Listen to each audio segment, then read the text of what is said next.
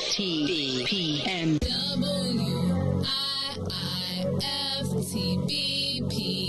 Media's just for you and me. WIIFTBP. Media's just for you and me.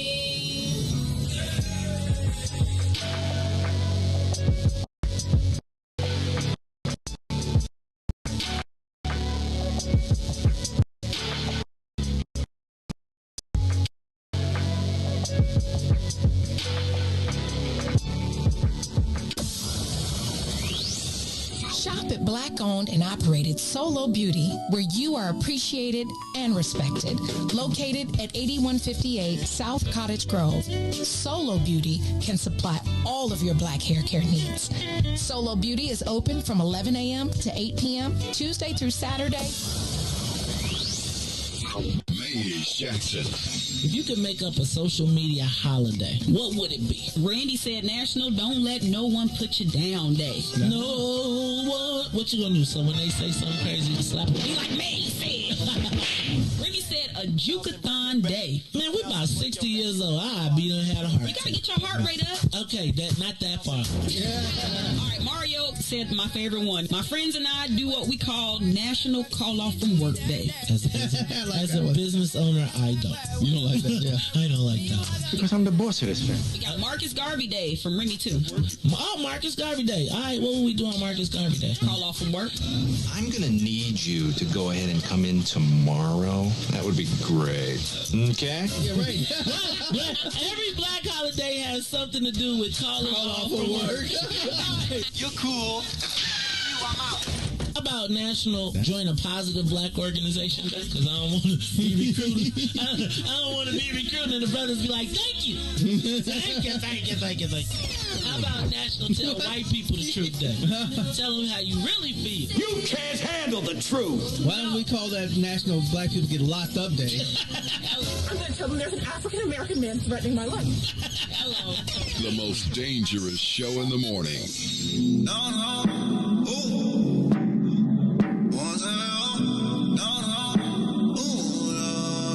Pressing, ooh. Drop top cruising, old school music, old school juicy. Gotta make my way to you. Pull up on that ass like, ooh. I wanna take you to New York, Chicago, LA, Houston, down all over London, Paris, the A to B, everywhere. I'll take you downtown, girl. Show you all the kind of things in life. I wanna take you downtown. Show you all the kind of things in life. I wanna take you down. I wanna take you down. I wanna take you downtown, girl. Show you all the kind of things in life. I wanna take you downtown. Show you all the kind of things in life. Lake Shore, I made sure to make sure, yeah, that my place yours, yeah. 28th floor, yeah, 8 thoughts, yeah, all 8 yours, yeah, cake for dessert, but I ate yours. I wanna take you to New York, Chicago, LA, Houston, down all over London, Paris, the A, the Bay, everywhere, fly all over. Your last boy couldn't get you what you asked for. Your last boy didn't even know. I'm gonna take you downtown, girl. Show you all the kind of things in life. I wanna take you downtown. Show you all the kind of things in life. I wanna take you down. I wanna take you down. I wanna take you down. I wanna take you down. I wanna take you downtown, girl. Show you all the kind of things in life. I wanna take you downtown. Show you all the kind of things in life.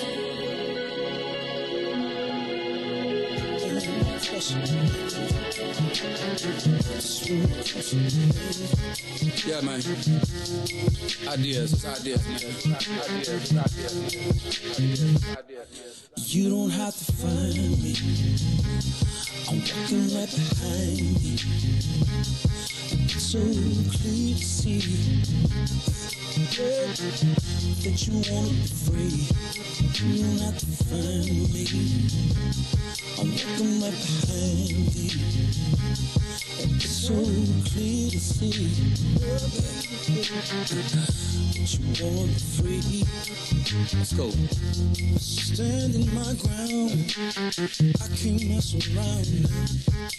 It's like my time is in a bottle, captured by your love, babe. Now I know women's got this thing going on. We can't stay around so long, but I wanna come correct. Baby, get your foot off my neck. You don't have to find me. I'm walking right behind you. Understand clearly that you wanna be free. It's the time that you spend making me think within. It's the trust still beginning. Fade away from beginning of the day. I can see you trembling times, and I can see you wondering mine. Is it me considered? You that's with it. See, you don't have to find me. I'm walking right behind you. It's so clear to see, baby, that you wanna be free. You don't have to find me. I'm walking right behind you. It's so clear to see that you wanna be free, yeah. I'm just trying to be the best I can. You can call me the troubling man. Matter of fact, I'm from the side of the street. Baby girl, you're calling on me. At the time that I feel the presence around me, something that I can't let go is your time, everything around me there. I just wanna hold on, but you don't have to find me. I'm walking right behind me. It's so clear to see that you wanna be free. I just wanna come correct best I can. Baby, get your foot on my neck. And just before you just leave, baby, I've been trying to tell you I can't breathe. You don't have to find me, baby, baby. Walking right behind me, so clear to see that you want me free. Down pressure, baby. I just want pressure, baby.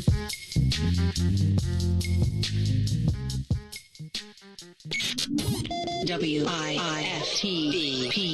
You are listening to the most dangerous show in the morning. This is What's in It for the Black People Radio. Maze Jackson. Maze Jackson, the most vociferous advocate for black people in the world. For Ruthie Moore, for Todd Stoger, I am the host of the Maze Jackson Show, asking every single day, what's in it for the black people? And if you don't like it, you can still tell them Maze said, Mayor Lightfoot, man, we ain't accepting that. We ain't accepting that. Let's go. Yeah.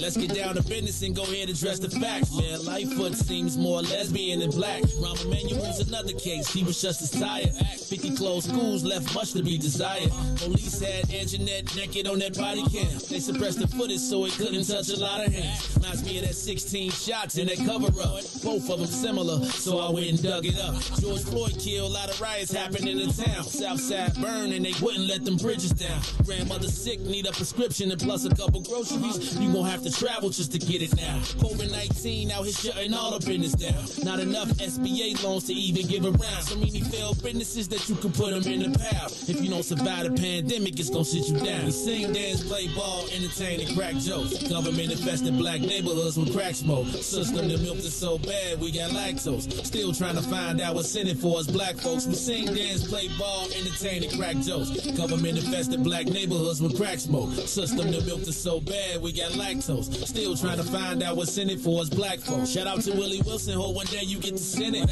We need some different players in the game to handle business. Too many shady characters like Madigan and Blago. But when you really break it down, it's typical Chicago. City full of gangsters, it's what the land was built on. Same streets with hood legends, DNA gets spilled on. Carjackers out here lurking, trying to get they steal on. Looking for a block to put them Hellcat wheels on. Let this give bogus appraisals a red line. Car crackers out here getting minimal fair time. And I'm concealed carry, I stay with the pipe. For Illinois gun laws giving minimal rights. Stay up on the swivel, make sure I'm moving tight. Check all of my mirrors when I pull up to the light. Pick my homie up from out of town, man, he caught a flight. He was hella nervous, told him, shorty, this a way of life. We sing, dance, play ball, entertain, and crack jokes. Government infested black neighborhoods with crack smoke. System that milked us so bad, we got lactose. Still trying to find out what's in it for us black folks. We sing, dance, play ball, entertain, and crack jokes. Government infested black neighborhoods with crack smoke. System that milked us so bad, we got lactose. Still trying to find out what's in it for us black folks.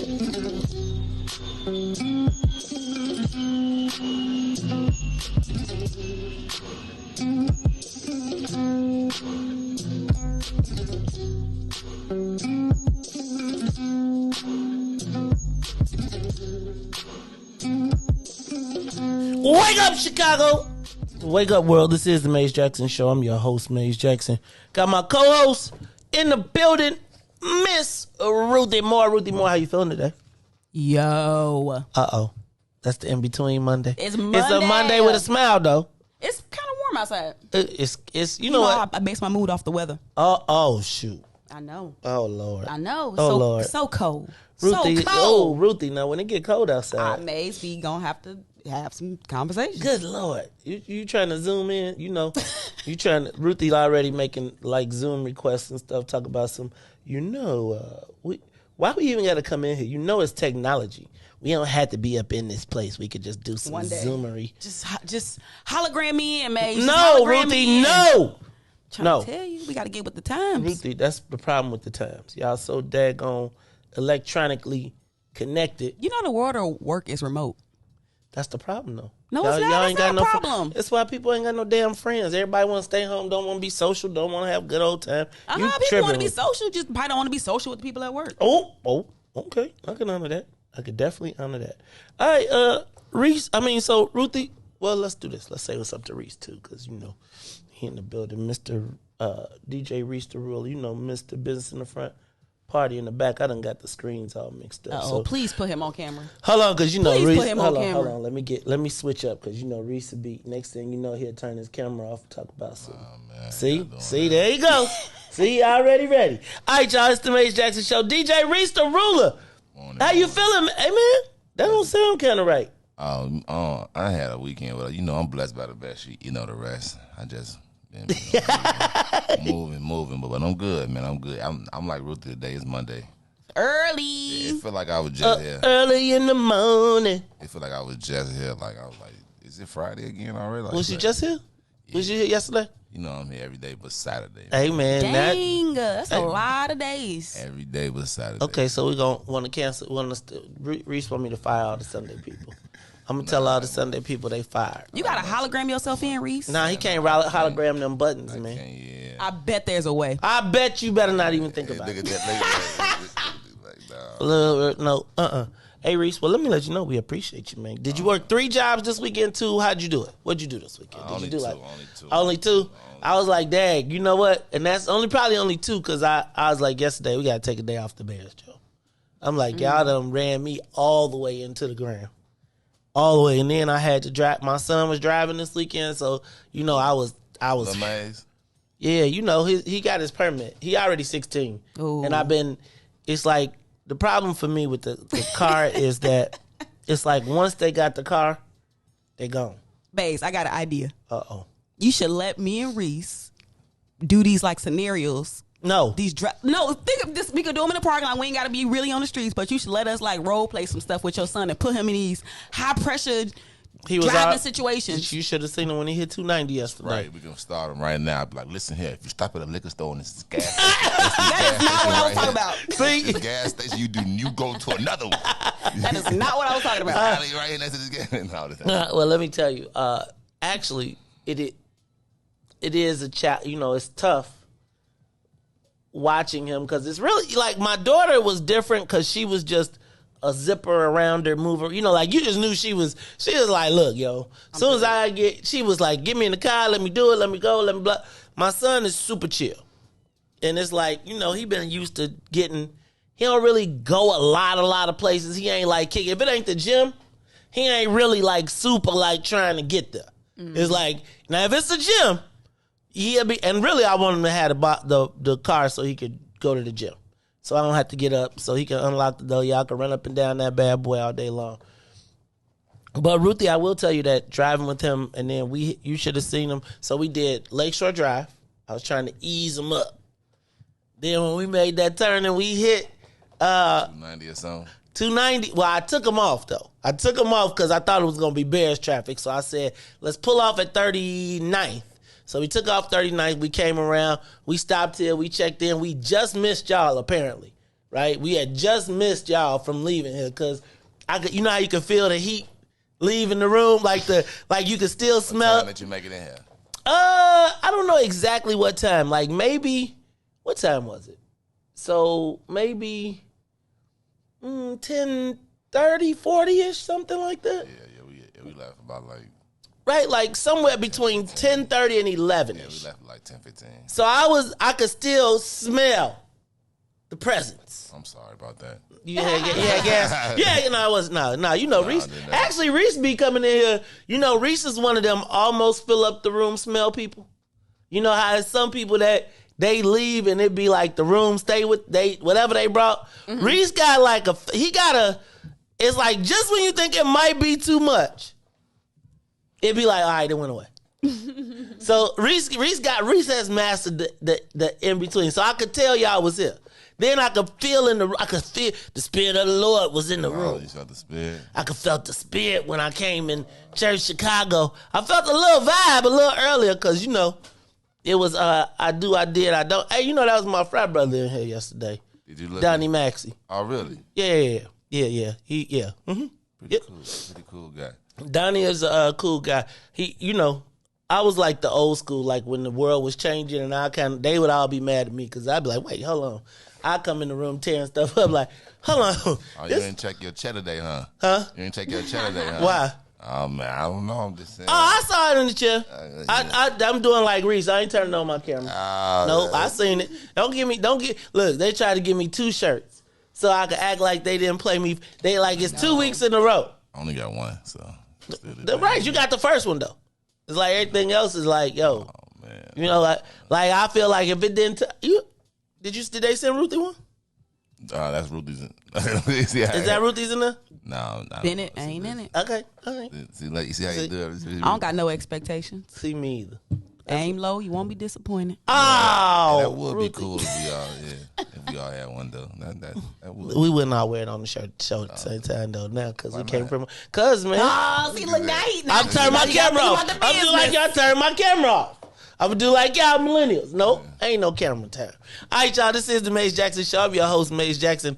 That's my guy, DJ Riis the Rilla. Plus, we got the co-host, Ruthie Moore in the building. Looks like we all locked and loaded. Hey, Ruthie, I'm just telling you, this the last week for Todd on the picture. If Todd don't show up today, if he don't make appearance today, I'm just telling y'all now. The countdown. Cause no. See, I saw pictures of Todd at the St. Ignatius golf outing. He was networking. That mean that he didn't go to work though, right? It got working in it. Okay. All right, so, okay. This the last week? No, or the last day? This is my problem, right? See? So this what happened. When you plug people, then they forget you plugged them and then go around and they be super fancy and they be fancy with everybody else be like, oh yeah. You forgot how you never forget how you got to the dance. Never. Which one of the laws of power is that? That's the maze power. That's the maze law. That's the maze law, Joe. It's like, I'm telling you, people be like, hold on. You mean I got this good old fancy job, I got all this stuff, and now I'm going to the golf outing? I ain't even called to be like, I ain't coming. I thought that was his jacket over there. No, that's mine. It's my vest. And it's like, don't worry though. It's okay. Cause what's crazy is every day I come in, there's more and more stuff piled on that spot. It's paper towels. Well, you see, first of all, he felt a certain way when he came in here, and he literally thought, like when he thought he came and sat in the chair, he looked and you was sitting there, he was like, oh, y'all wasn't playing, huh? Hey man, that's how people do you though. They want you to hold everything. It be like on everybody else turn. That's okay though. Y'all gonna find out about me one day. Y'all gonna appreciate me one day. That's okay. It's the Maze Jackson Show. Play my violins, man. No, I'm just playing. All right, y'all. Riis, let's get this thing up to 60,000 feet. Let's get it up and away. Let me run through some of the headlines. Dodge, whatever you do, Riis, do not fly by Cleveland. Do not fly by Cleveland because we left our quarterback on the ground in Cleveland, Joe. 9 sacks. Justin Fields' era began with 9 sacks. I got to say that's Matt Nagy. I got to say at some point you got to adjust. At some point, you got to say Peters is not the move, and I don't care if you put 2 tight ends or you line up a tight end on the left tackle and you say, okay, we're going to stop. We cannot shatter. Shotgun, something. I was confused, he was like literally watching them come off the edge and not even get hit, just running straight to our quarterback. It looked real bad out there, man. Hey, Ruthie, did you find out if he had a white girlfriend or not yet? Oh. Because I figured out to decide whether you care or not, right? Whether he got crashed or not, because Justin Fields is getting body slammed. And I got to say this, man. I'm starting to feel like Khalil Mack is like Jay Cutler revisited. Like, remember when we got Jay Cutler and we was like all on this super high, and he got us like, he kept giving us those bumps where we'd be like, yes, you can see flashes, but he never returned to being himself. Or not being himself, but what we thought we was going to get, like when we got him from Denver. I'm starting to feel that way about Khalil Mack. Remember when there was a comparison between him and Aaron Donald? And now you don't even, they be like, Aaron Donald could be the best ever. We be like, Khalil who? And it was $100 million guaranteed. And that dude he be pulling up to the gas station on Roosevelt in his Bentley. Not Bentley, in his Rolls Royce. I be like, hey, Joe. Then you got hurt. He knew he needed to get back in that game yesterday, though. Because I'm just here to tell you. He was hobbling, but I was going to be, I don't want no problem. I don't know if it's the front office, Joe. Because I feel like they done made some moves to get some players. I think your coach, I think we got the trickery gimmick, and now I'm starting to worry about, I was listening to a sports show yesterday, Riis, and they was talking about how maybe it wasn't Mitch. Right, like maybe Nagy is just the ruiner of quarterbacks. Maybe I don't know, because he sure came back. They need to upgrade the stadium. That's why they was playing so horribly. Oh, but they about to do. Speaking of that, don't upgrade the stadium. They don't get paid. They rent that stadium out. hey, Ruthie. That's why the Bears moving though.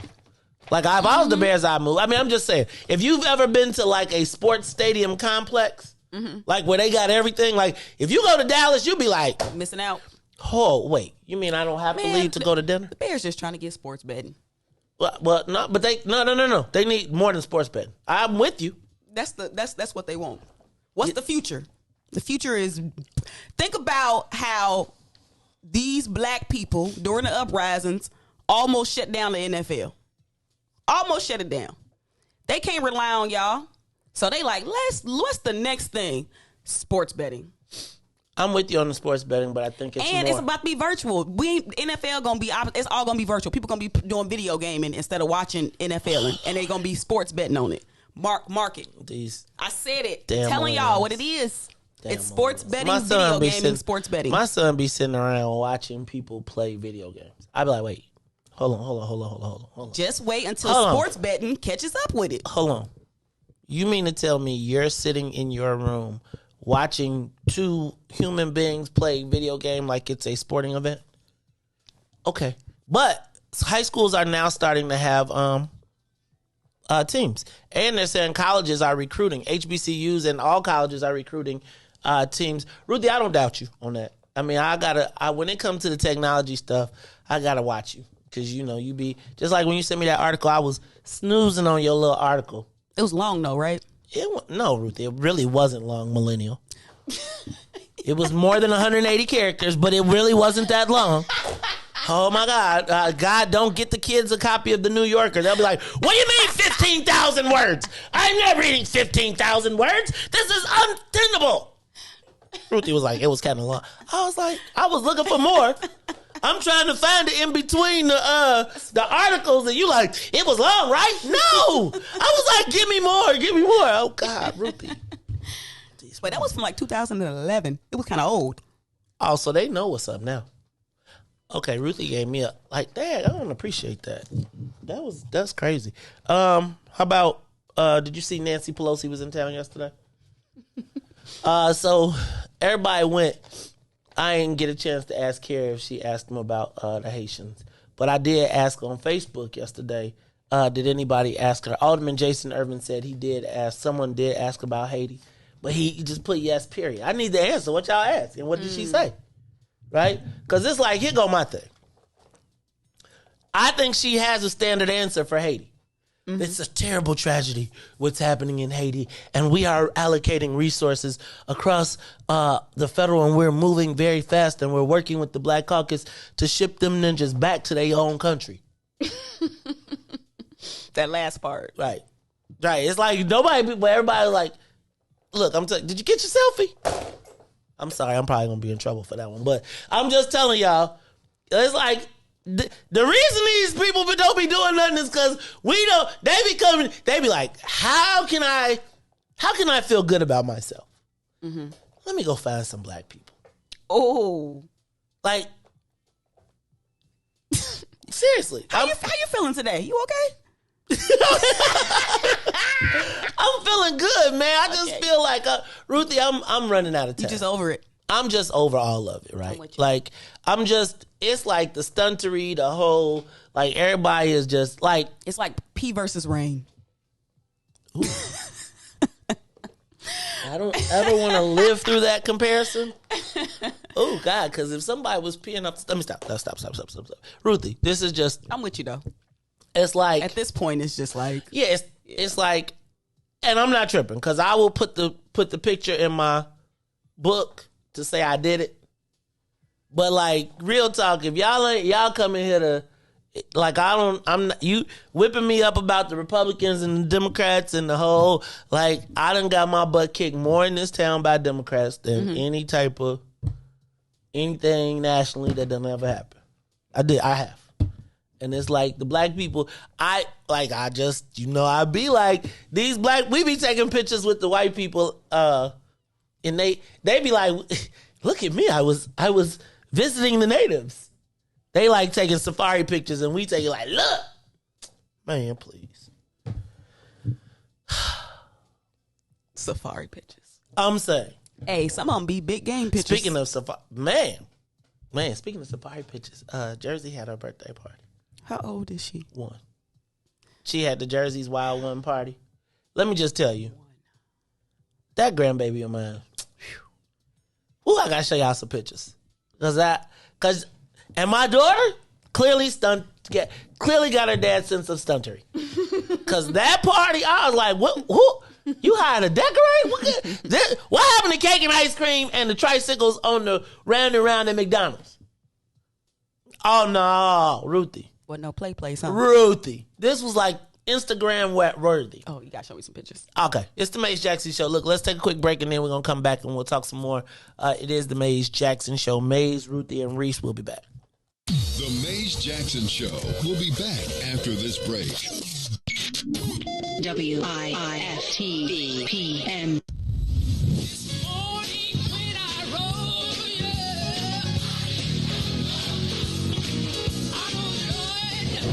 Chicago's Power Hour. I'm your host, Angie Mims, and Terrence Keys, TD, a.k.a. Terrence Daniels. I wish I had one witness in the house. You got one. You got a couple of them. Got two T's. Give me a testimony. Oh, Lord. He's did it before. Oh, Lord. I got one. I'm better. I got 5 reasons. 5 reasons. Oh, Lord. He turned it around. Turn it around. He woke me up this morning. Oh. Don't do this. Go number 4? He woke me up this morning. Come on, number 3. He woke me up. Oh, no. He woke you up. That thing can touch you. One of them 5s will get you. What's the second one? He woke me up. Yes, sir. Yes, sir. Oh, my God. And the number 1 reason. Number 1. Final answer. He woke me up this morning. He woke me up this morning. That's a testimony. That's a testimony.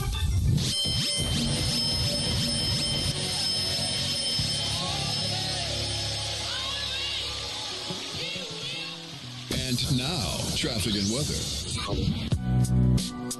Good morning. What's in it for the Black People Media family? The time is now 6:34 a.m. and I'm Riis the Ruler with your Chicagoland area sports, traffic, and weather update. Today in traffic, from O'Hare to the Loop on the Kennedy is 24 minutes. Outbound to O'Hare will be 23 on the Eden. Inbound from Deerfield to the Exchange is 29 minutes. Exchange back to Deerfield will be 27 on the Eisenhower. Thorndale to the Loop is 39 minutes. Back out to Thorndale will be 30. The Stevenson from I-355 to the Dan Ryan is 33 minutes. Outbound will be 32.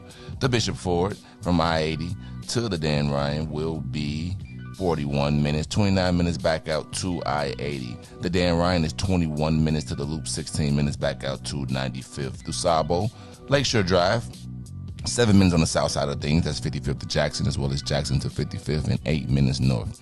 Randolph to Bryn Mawr, and Bryn Mawr back to Randolph. Today's weather is currently 66 and clear. Today will be a high of 84 with a low of 64. I'm Riis the Ruler. Now here's Sparkle with Ease on the Maze Jackson Show.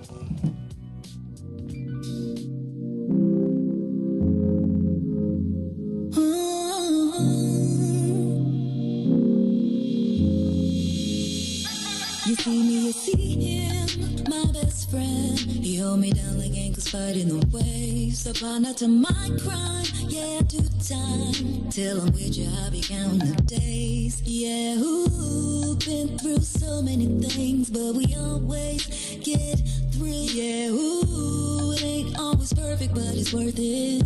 This is deeper than the surface. If I said I didn't love you, you would not know I've been frontin'. Wiped all my scars away like it was nothing. Took the parts of me I tried to hide to make them something, something. Like it was nothing. Ooh, some magic, baby. Ooh, you know you drive me crazy. Ooh, you give me peace of mind. Ooh, let me tell you why. You make it easy. Say, to take it easy. Say, feel so weak. Say, easy to love. Say, to take it easy.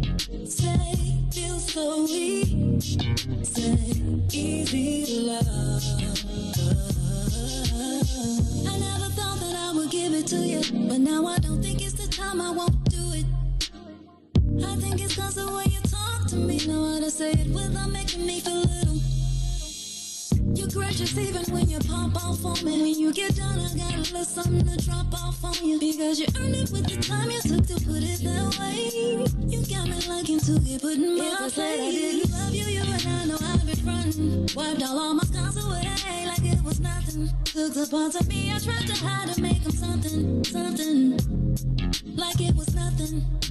Ooh, some magic, baby. Ooh, you know you drive me crazy. Ooh, you give me peace of mind. Ooh, let me tell you why. You make it easy. Say, to take it easy. Say, feel so easy. Say, easy to love. Easy to you make it easy. Say, to take it easy. Say, feel so weak. Say, easy to love. You make it easy. You make it easy. You make it easy. Back to the Maze Jackson Show. You are listening to the most dangerous show in the morning. This is What's in It for the Black People Radio. Maze Jackson. Maze Jackson, the most vociferous advocate for black people in the world.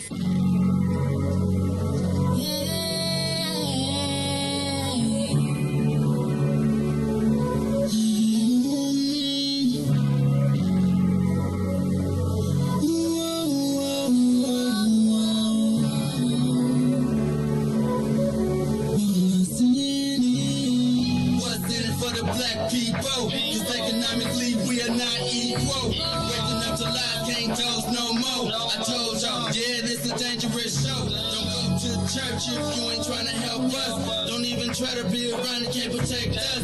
We see the lies, not other politicians. We need money and no symbolism. It's Maze and Riis, and Ruthie and Todd, explaining how we all come from God, giving us tools to beat the odds. If we united, our movement gon' stop. If they ain't trying to help us, they ain't trying to do nothing. We gotta do something, we gotta stop running. It's time to confront the problem. Really, you expect, you oppress us all.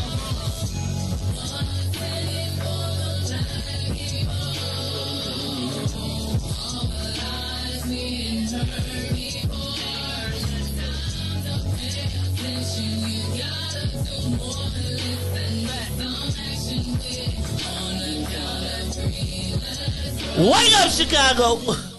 Wake up, world! This is the Maze Jackson Show. I'm your host, Maze Jackson. Ruthie in here getting me ticked off. Good Lord!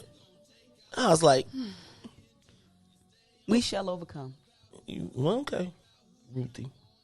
I was like, oh. You know what one of the best feelings in the world is really having family you can depend on. Like how like if you just, kind of fall or like mess up, you got people that got your back. It's a good feeling, and I think sometimes we don't really recognize it until we like fall, and then those people are like there. So appreciate your peoples. Anyway, Ruthie, you are appreciated. Straight out of Bolingbrook. Straight out of Bolingbrook. Y'all see my... Hey, Reese, don't trip. I was just reading straight out of... What, you straight out of Prosser? Straight out of Kankakee? All right, badasses. Straight out the west side. Straight out the west side, yes. We're going to talk about that a little bit later, too. All right, y'all. It's the Maze Jackson Show. I'm your host, Maze Jackson. I got my co-host, Ruthie Moore, as well as DJ Riis, the ruler. I'm going to run through some more of these headlines, and then we're going to get into the social media question of the day. Did you see the city revenue returns to fees, fines, and boots?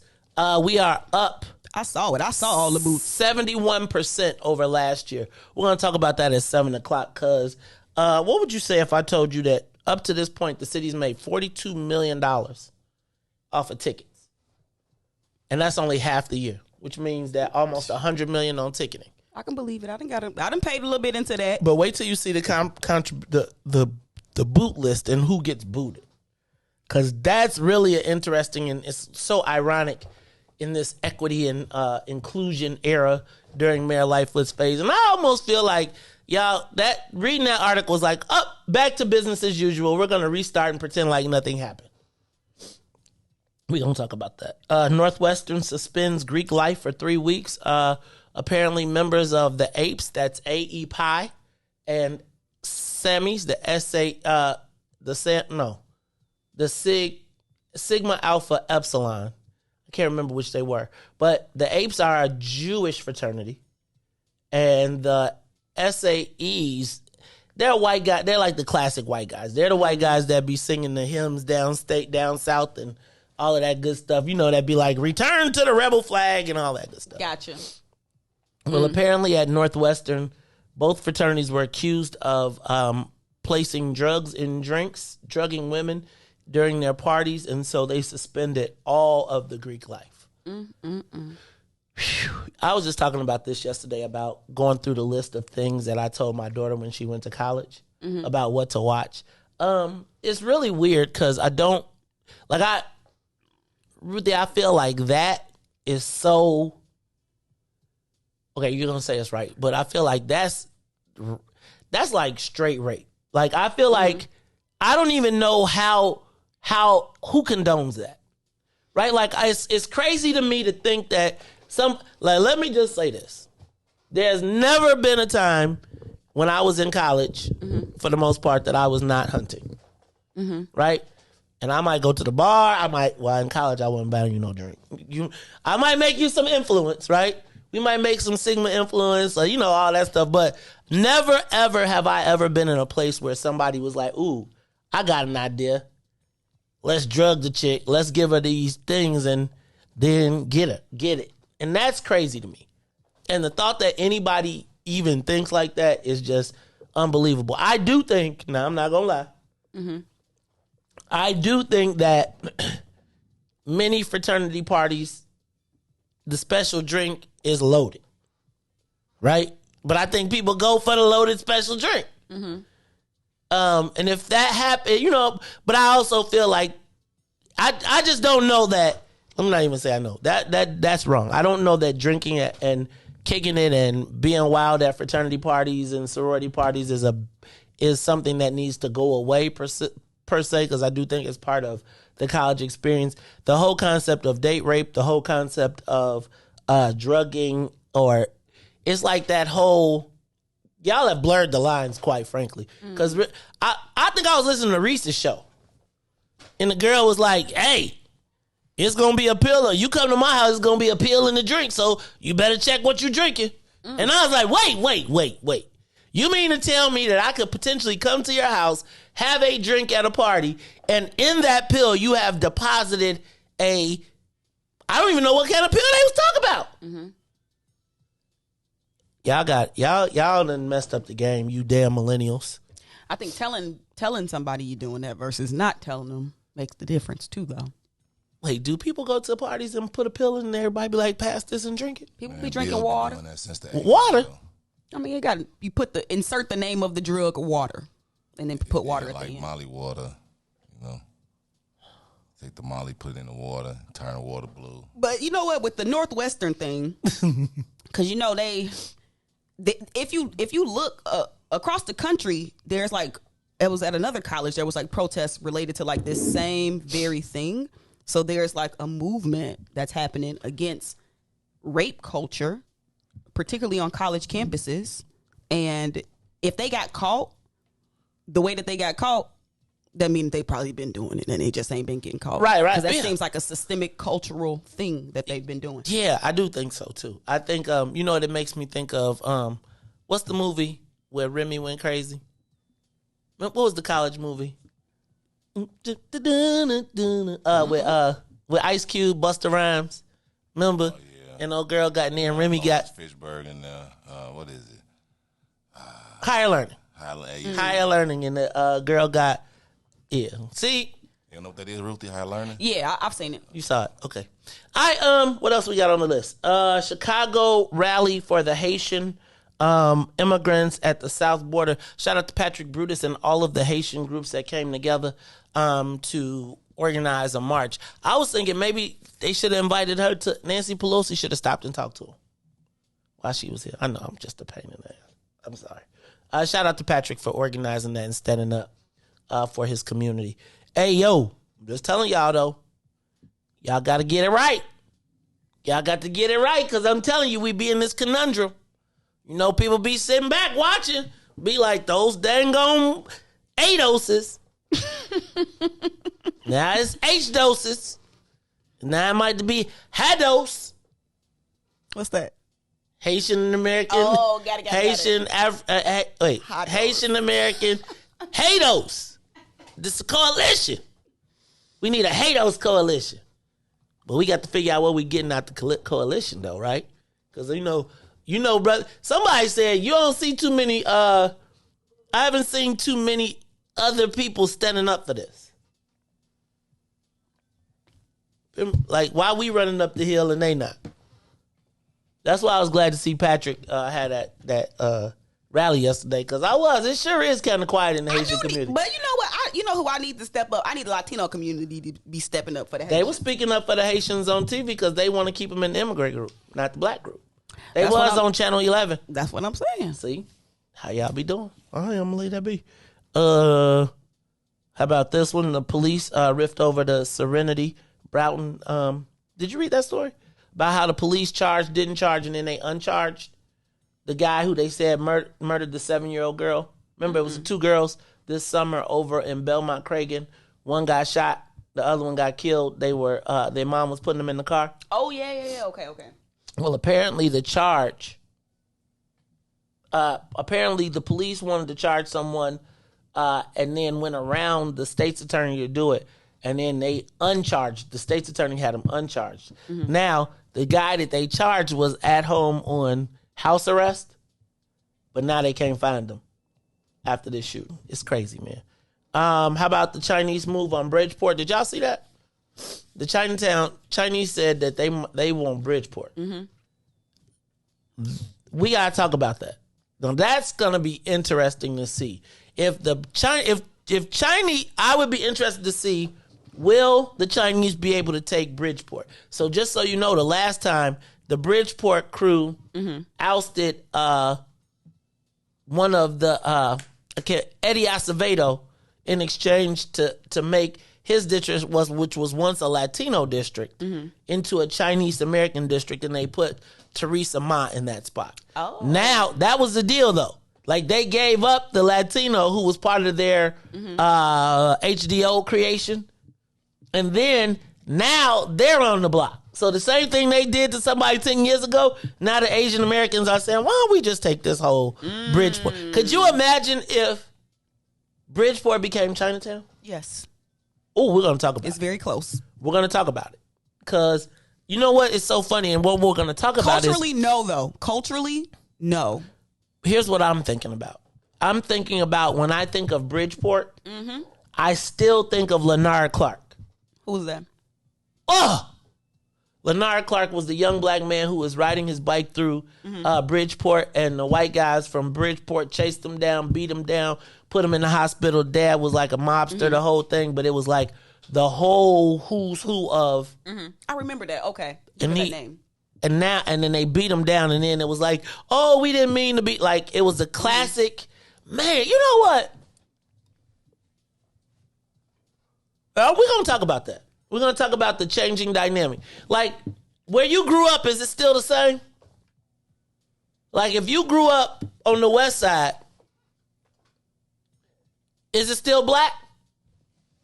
If you grew up in Inglewood, if you grew up in a neighborhood, what is it still black? I want to talk about where is black Chicago now, right? Because it really has changed. It really hit me when they said they were thinking about taking Bridgeport and turning it into Chinatown. Because you got to understand that there was a time when that unthinkable, like anything that had to do with the 11th Ward, which was the home of the Dailies, untouchable. They got the first of everything. You could, like, they could walk in and be like, 1 for us, 2 for you. No, 1 for you, 2 for us. 3 for you, 1, 2, 3 for me. And now we're at a point where could we potentially see the dailies wiped off the map? That would be historic in the course of 10 years. I could not have believed last time that there would have been a runoff.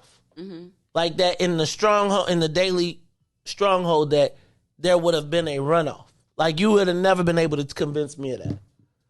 And so it's interesting to watch as this goes. We're going to talk about this remap and how it's going to work. Are you watching the Book of Canaan? No. You don't got. You need to log in. What is on? It's on Stars.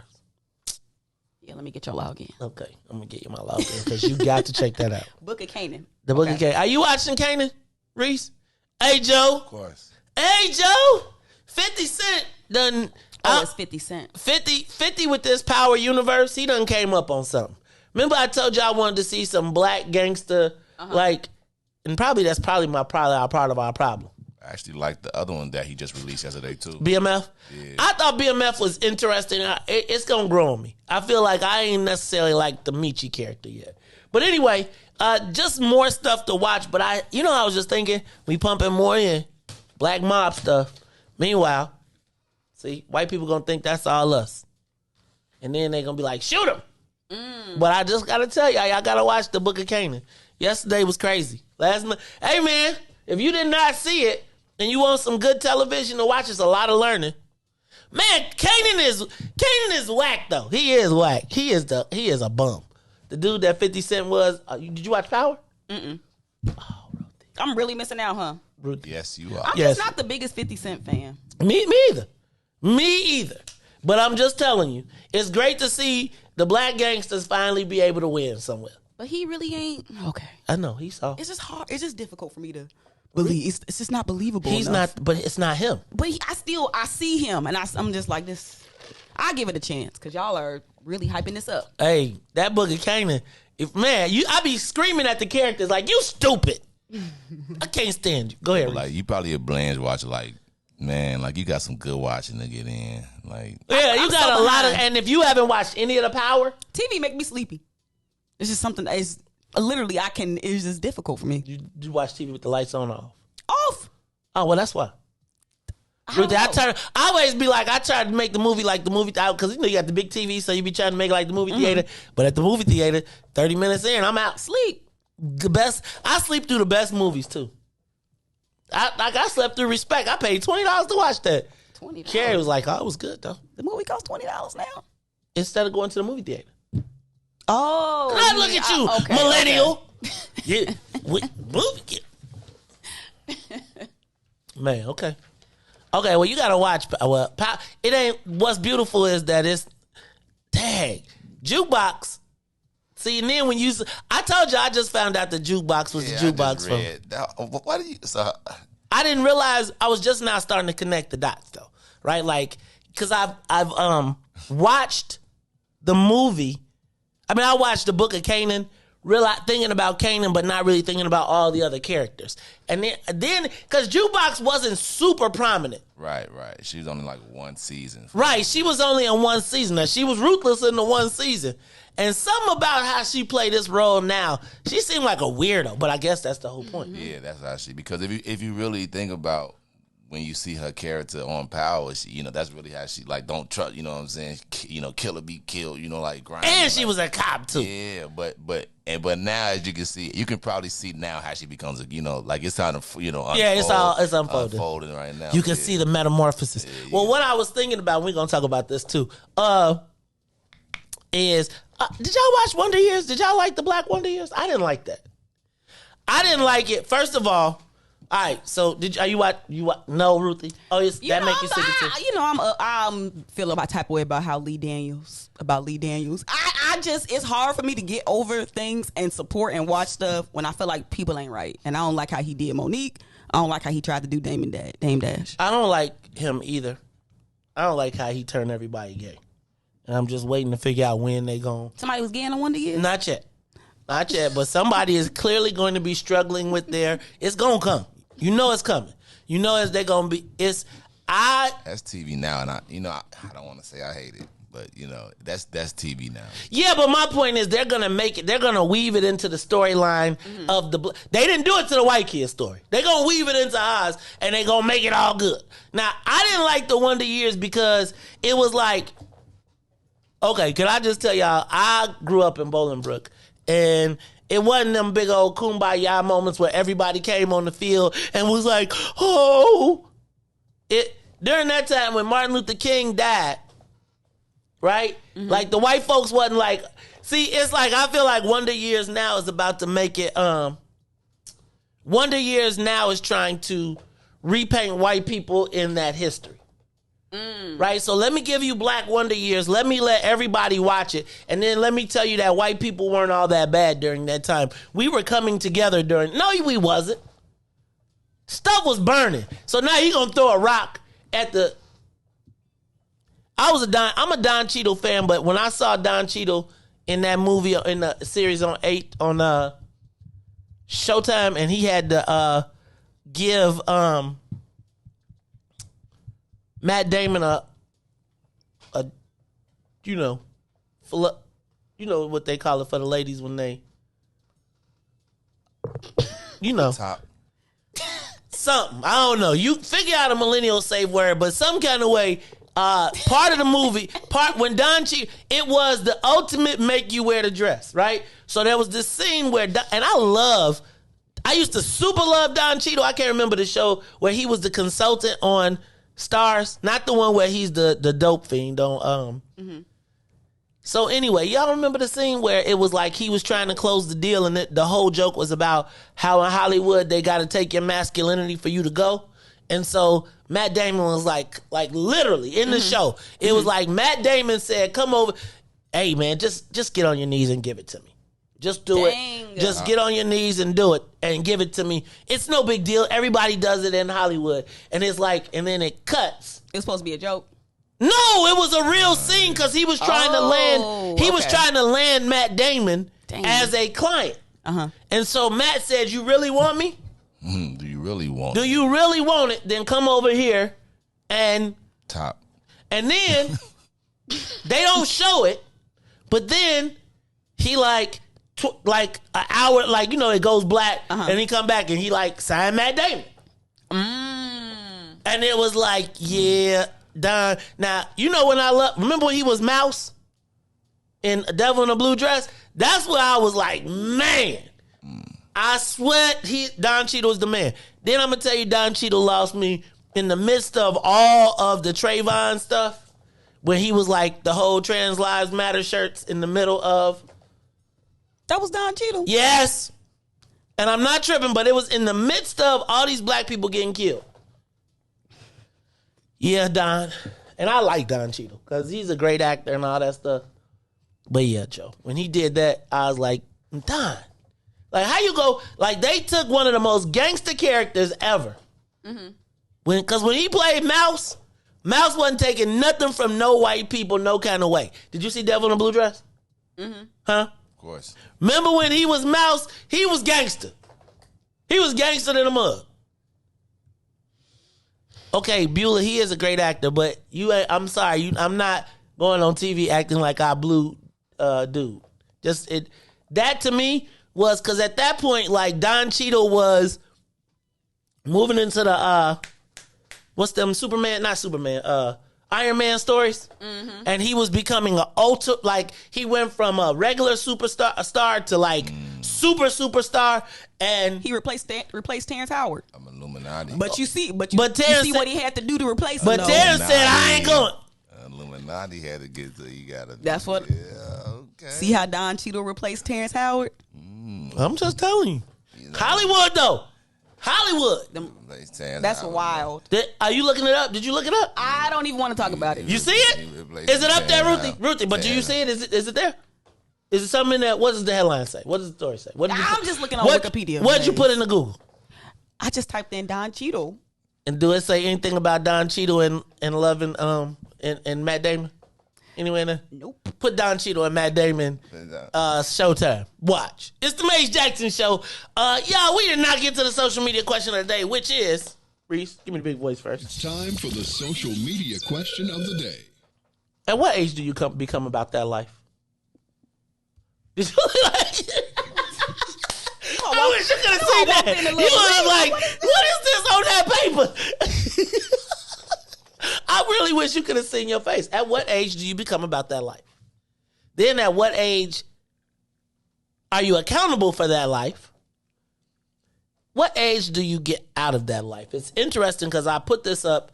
I don't know if you all remember that scene in Boys in the Hood where Trey and Doe were going out to go be on a mission with some other guys after Ricky had been killed. Ricky!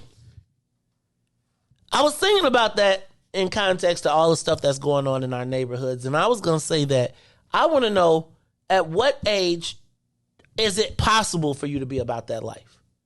Right? Think about it. And then I want to know, at what age do you want out? Because I think there's a reality. I think that there's some people that's going to stay about their life. There's some people that's going to test their life. There's some people that's like, I ain't even never trying to find out. But I feel like most black men have a bout with trying out that life. And I want to know, when do you try it out? What got you out of it? Or if you stay. And then when did you recognize at what age? Because I would tell you that I tried to get in that life at really about 17. Whereas I was reading some of these comments and people was into that 9, 10, 11, 12, 13. Man, when I was reading that video and dude said we started shooting people with no aim in 16. I mean, in 7th and 8th grade, 6th and 7th grade. And then we learned to take headshots in high school. When do you take that seriously? It's the Maze Jackson Show. We'll be back after these messages. The Maze Jackson Show will be back after this break. WIIFTBP. Oh, man. They done messed around and gave New Era Chicago their own radio show. What they do that for? You done messed up. So what we doing, bro? Man, we talking about power. Did you say power? Not rights and equality, but power. We ain't begging, we building. In that order, Chicago, and we got dope segments. Hey, yo, sis, holla at them. Peace and love, family. It's Sister E of New Era Chicago in the building, dropping the statistics, holistics, and of course the ballistics. Good for the mind, body, and the soul. Let's get it, family. And this your boy D Cook coming with straight facts. If you don't know, now you know.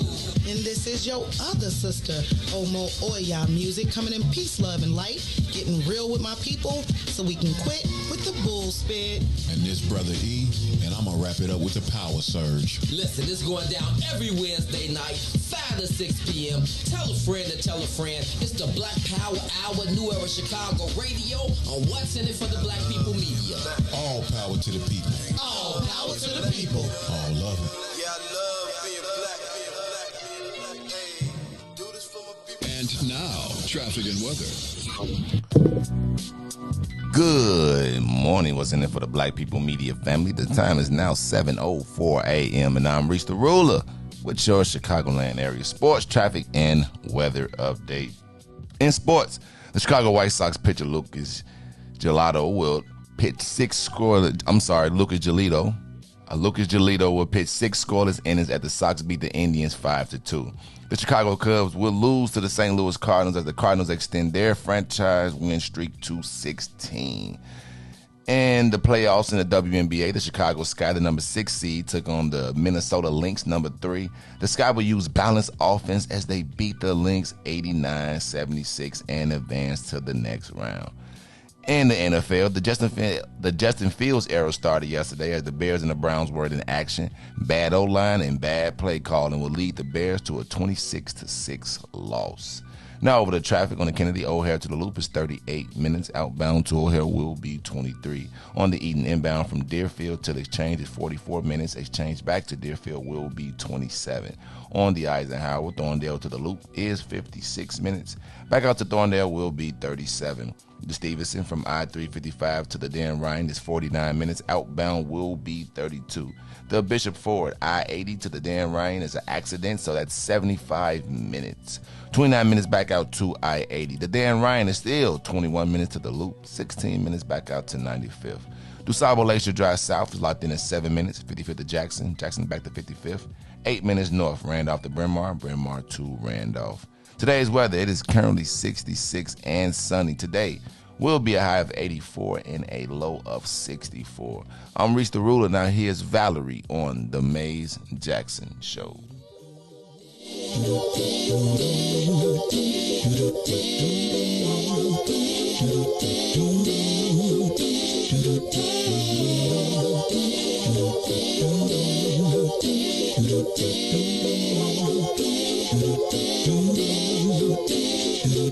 Well, sometimes I go out by myself and I look across the water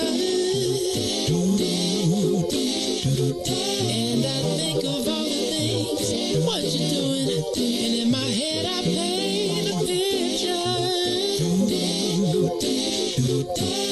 Since I've come home, well, my body's been a mess, and I miss your ginger hair and the way you like to dress. But won't you come on over? Stop making a fool out of me. Why don't you come on over,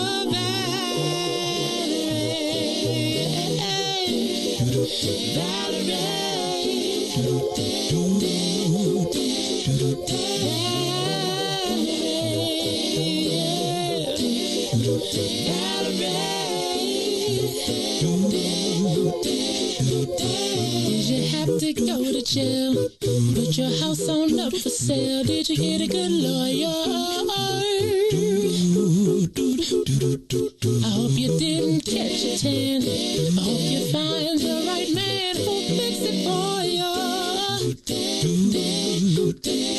And are you shopping anywhere? Change the color of your hair. Are you busy? And did you have to pay that fine that you've been dodging all the time? Are you still dizzy? Oh, yeah. Since I've come home, well, my body's been a mess, and I miss your ginger hair and the way you like to dress. Won't you come on over? Oh, stop making a fool out of me. Why don't you come on over there?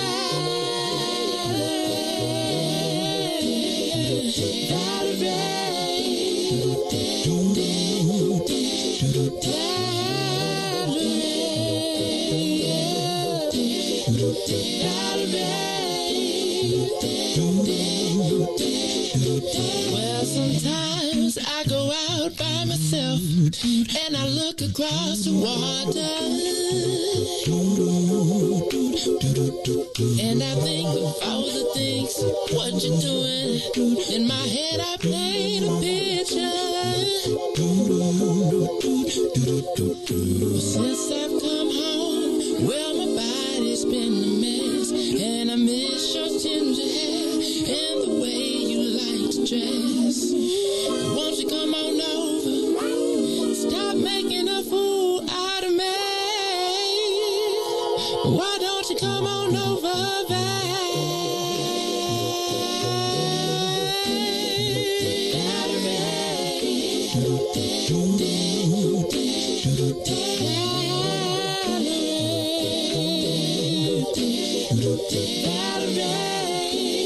Why don't you come on over,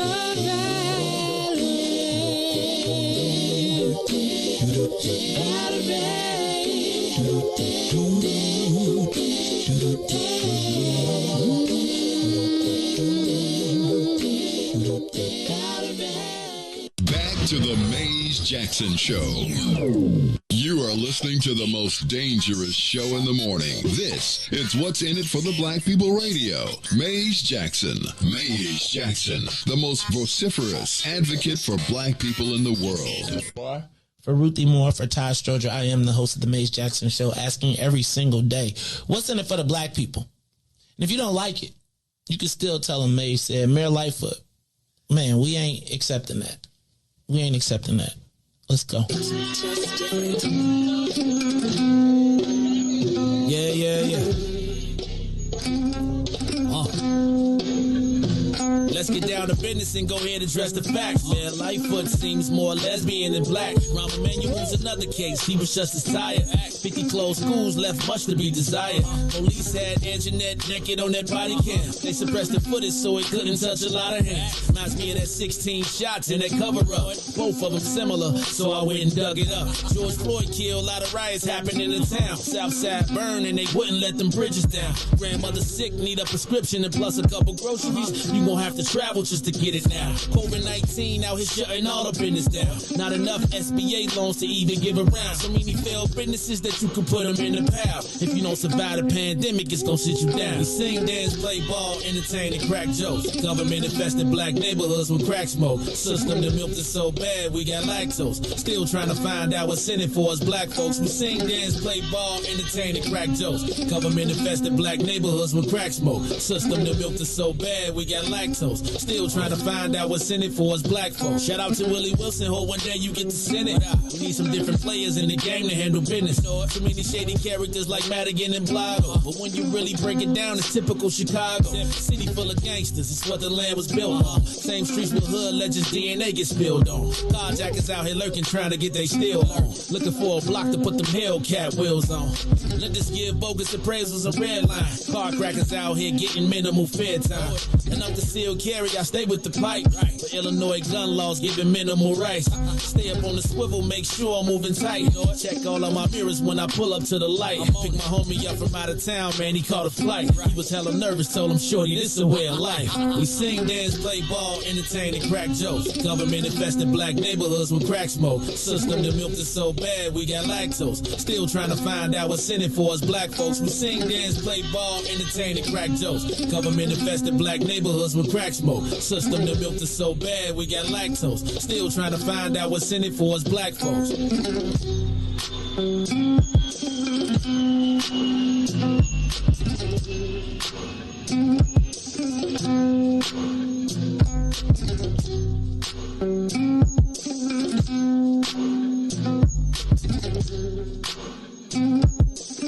Wake up, Chicago.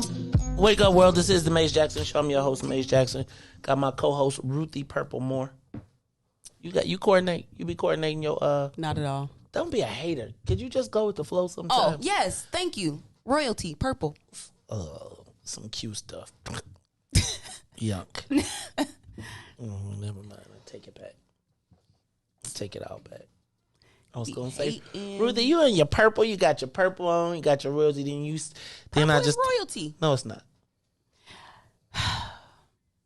Okay, you got one of them things with the leopard spot. Oh, let me stop. You know what I always want though?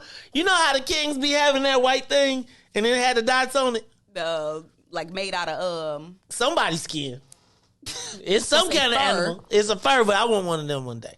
All right, y'all. It's the Maze Jackson Show. Maze, Riis, and Ruthie. Ruthie? Fur is murder. That's what Peter be saying. Hey, man, I'm going to tell you something. Every time, I never see Peter at the black church, though. I dare Peter show up to black church on Sunday because they going to find Jesus. Because, you know, sisters, when the weather changed, they straight up pull them furs out. I want a fur. What? Hold on. You probably want one of them synthetic furs, Ruthie. I used to have a fur, Ruthie. I'm not opposed to furs, leather. They super warm. But I do want a fur. Ruthie, one of them I want a long one. Like one of them dramatic ones. Oh, what kind? Like. What kind of animal? Can I get Fox? Oh, look at you. And I want the hat. Oh, you know you gotta get the band. That's Don't how get you. the That's, hat. that's what I'm talking about. The little You little gotta get band. the thing to That's go how you around know. here. That's how you know you made it. You know, no, you don't. Because I'm telling Negroes you, for got me. them bad boys on layaway like a mug. Man, listen, you go to the store. The women I see that got them, they got it. You know what? I like. You know what? I have seen some. So I had a fur. I used to rock it. I look kind of pimpery though. Right? It was kind of pimpery. So I stopped. I enjoy it. And I used to wear it with a big old stupid Godfather fedora. Yeah, I think I got some pictures. I might have had it. I think one time I had it and I was wearing it and I had my press and curl. And it sweated out the back of my... Because a fur is really a warm coat. Like people... Of course. I'm functional. You know I be cold. That cold are way more than you, Ruthie. Ruthie will be like...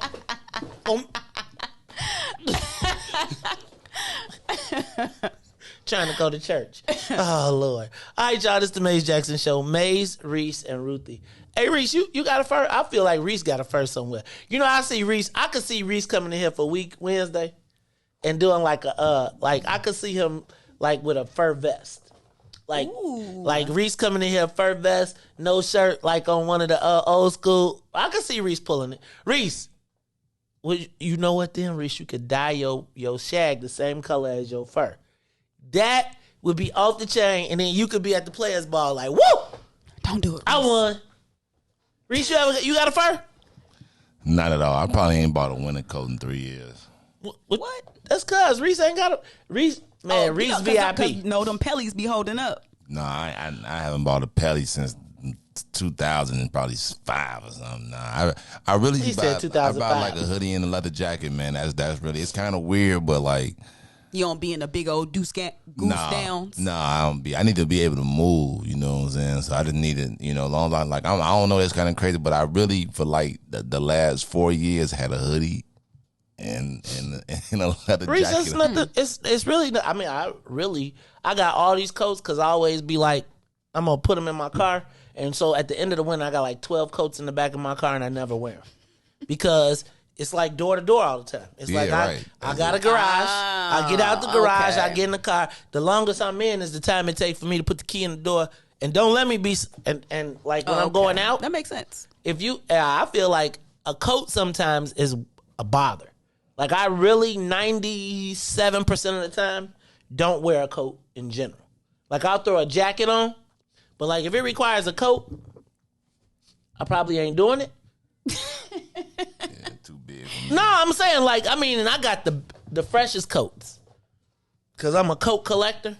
Like if you can't even get in my closet because I got so many coats, but I'd be like, man, I'm not wearing a bad boy because it's just too bulky. Do you ride with your coat on in your car? Never. Right, or do you take everything off and then throw it in the car and then put it on when you come back out? Ruthie, you probably ride with your coat on. Because it take a minute for it to heat up. It ain't coming out the Ruthie, garage. you ain't got no auto start? No. So you got to keep your coat on. Till it get Reese, we got to put Ruthie up on game. You ain't got auto start, Ruthie. No. Yeah, gotta you get can matching that from, sets. Like, you You can know, I get heard that you off. should. I heard you shouldn't do it aftermarket. It depends on the car. That's what I heard. See, who told you that though? Some girl. Look, no, what it is, let me tell you what that was. That was some dude. Like, no, baby, you can't get, it'll ruin your car aftermarket. You was like, you give me some auto start? No, baby, you know that'll ruin your car. You can't get it. I just go outside and start it. Right, I started for you. I know how to do it. I said the car. Oh, God. It's the Maze Jackson Show. I'm your host, Maze, Ruthie, and Riis. You know what I do in the wintertime? What though? you do? I put my hoodie in the dryer right before I go. You stuck. That's the old school. That's your old school training. That's your old school. I get whooped for that. I would get whooped for that. Hold on 1 second. Hey, Riis, take a pause real quick. Take a pause. I'm going to take this because I wouldn't ordinarily get this. It's the Maze Jackson Show. We'll be back after these messages. Riis, go to break. All right? We ready? All right. It's the Maze Jackson Show. The Maze Jackson Show. We'll be back after this break.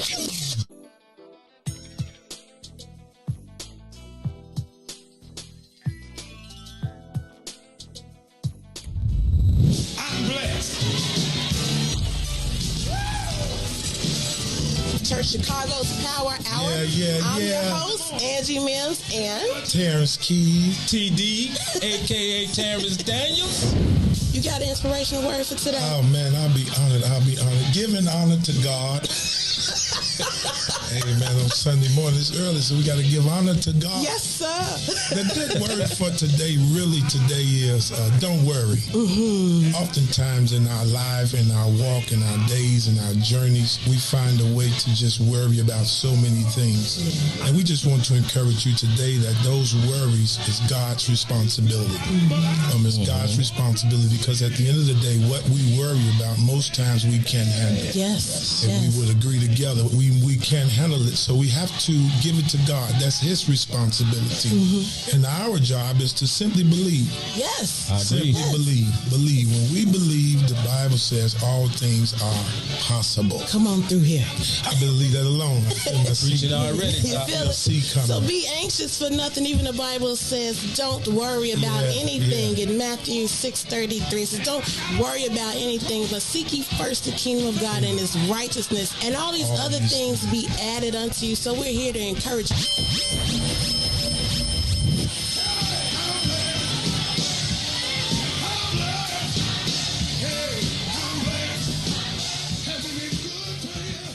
Back to the Maze Jackson Show. All right, y'all. This is the Maze Jackson Show. I'm your host, Maze Jackson. Got my co-host, Ruthie Moore, and DJ Riis. I appreciate y'all sticking with us through that. Hey, I don't think I said what's up to everybody today. So what's up to the WBGX 1570 AM audience? What's up to YouTube, Facebook, Twitter, and Twitch? Riis, who is winning today's match between Facebook and YouTube? Because Facebook's at 120, so I'm guessing YouTube is probably winning right now. There's in a close bout. We got YouTube with 131 and Facebook at 124. YouTube, y'all trying to make me switch. Y'all trying to make me make the switch. Now I need all the YouTube people to go to the video and thumbs up the video. Subscribe to the page. Also, don't forget we have a WIIFTBP YouTube channel. What's in it for the Black People Media channel on YouTube. It's WIIFTBP though. So check that out. Hey, y'all, Maze Jackson Show, Ruthie Riis. So first of all, shout out to Ruthie Moore, who, y'all know I'm not really good with the whole text thing. Like, there's a certain time when I got like ADD, and if I got more than two, I'm just tell you, if we have a text conversation that has more than two texts, you're probably gonna lose me at 3. Right? You're probably gonna lose me at 3 because I'm like, okay, you got to put it all in one, and then I answer everything in that one, and then the second one. But don't text me thank you. Don't text me thank you. Like, unless it's do it in the thing, because you be trying to drive and you be all type of stuff, and then be like thank you, then it be like thank you, you're welcome too, thank you, I appreciate it, I appreciate it back, thank you. I get it. So you got to get the hip when they say thank you on an iPhone. You just like it, and that's the end of the conversation. You still get a ping. Yeah, I'm cool with that, though. I feel like they be like looking at you like you didn't respond. You didn't see me say bye? Damn it, I said bye. It's like bye. When she say bye, that's when you like it. Like, boom, over. Right then and there. Try it. I'm telling you. Take a lesson, Maze. Hit the like button, because... Carrie got an Android. First of all... I think it'll come through. It'll just look a little different. It say like. Maze liked the post. Android. Hey, y'all, let's have a good laugh. Android. I'm with you. Listen, man. I be hating them chats when they be like 10 people in that one person with that. Come on. They can FaceTime now though. They trying to come. No, they be FaceTime. It be like. I see that now. You be like, there you go, your face. It be like, I see you between the lines. It's like watching on TV. Did I date myself? I haven't tried it yet. Have you really?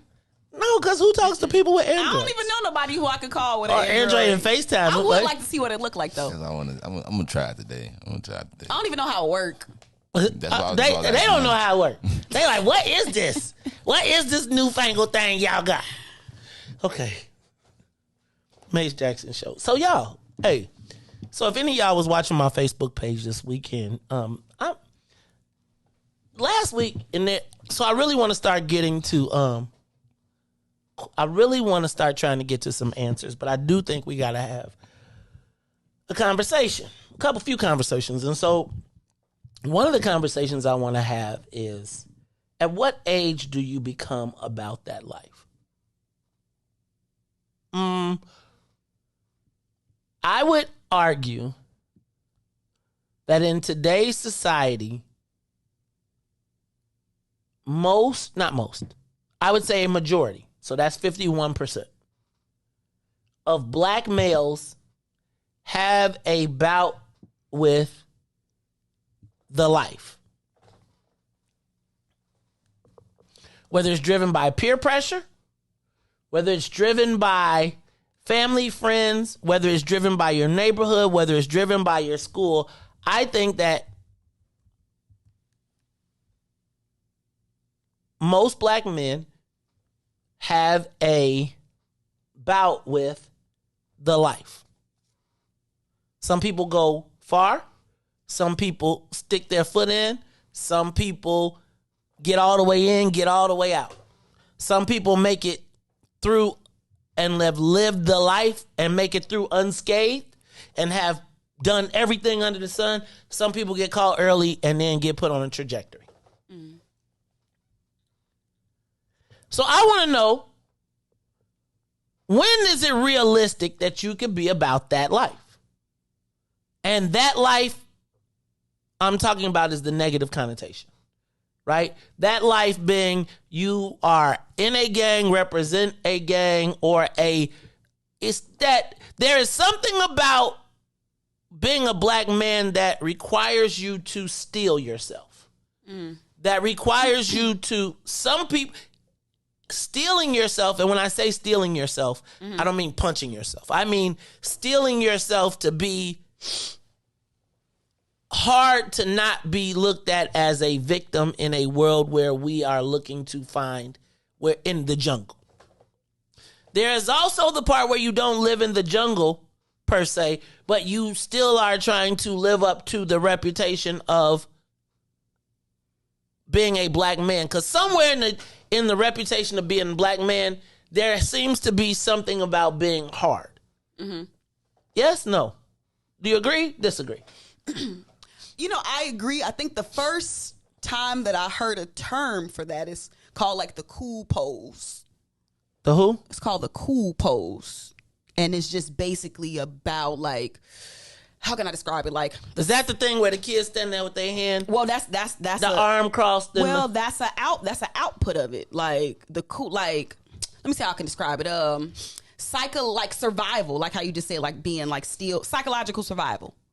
So the cool pose for black men equates like psychological survival. So what are these things that black men do that's really like manifestations of them just trying to survive in this society? So okay, I'm with you. And a lot of times that has some sort of negative connotation or some need to be hard, tough, etc.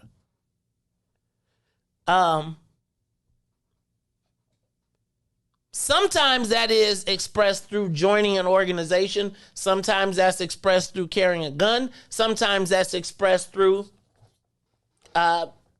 outbursts. Now it's expressed through social media. But I ask this question because even as we talk about these young people and the shooters and all of those different things, I think we got to start thinking about the mentality that comes with it. Can I tell y'all, I always go back to this.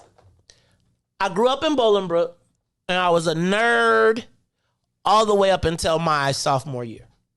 At which point I decided at my sophomore year that I would not be a nerd. I was going to withdraw from, think about what my idea of not being a nerd was. I was going to withdraw from all honors classes that gave me and that allowed me to be ready to graduate my junior year, but I had to go because they couldn't just let you go. I also decided to join an organization, but because I didn't want to be like, you know how y'all be talking about the streets of Bolingbrook, I went to Allgale Gardens. And I started doing things and participating in things that were nowhere close to anything that my parents had an idea about. It's very funny. My mom was talking about the one time I got stuck on the south side Like, I missed my curfew one time. Now, mind you, I had a curfew of 12 o'clock, but on Fridays, we was in the gardens. We was doing our thing. And then we would come back to the crib because we was with the gardens and feel like we was even extra something. And in that time, I would tell you that I probably committed a lot of acts that would be considered felonious. However, I never got caught. I'll be honest with you, it was never, ever real to me until being in college. And I'm telling you, we started dipping around and messing around and partaking. Some people sold drugs. Some people got in an organization. Some people decided they was going to form their own cliques. Some people decided they was going to be robbing people. It was a whole bunch of stuff going on that people were trying to do. And a lot of this happened during college years. It did not become real to me until after partaking in all of those different things, I actually got arrested and got locked up. But I gotta ask you, and so part of me says, like,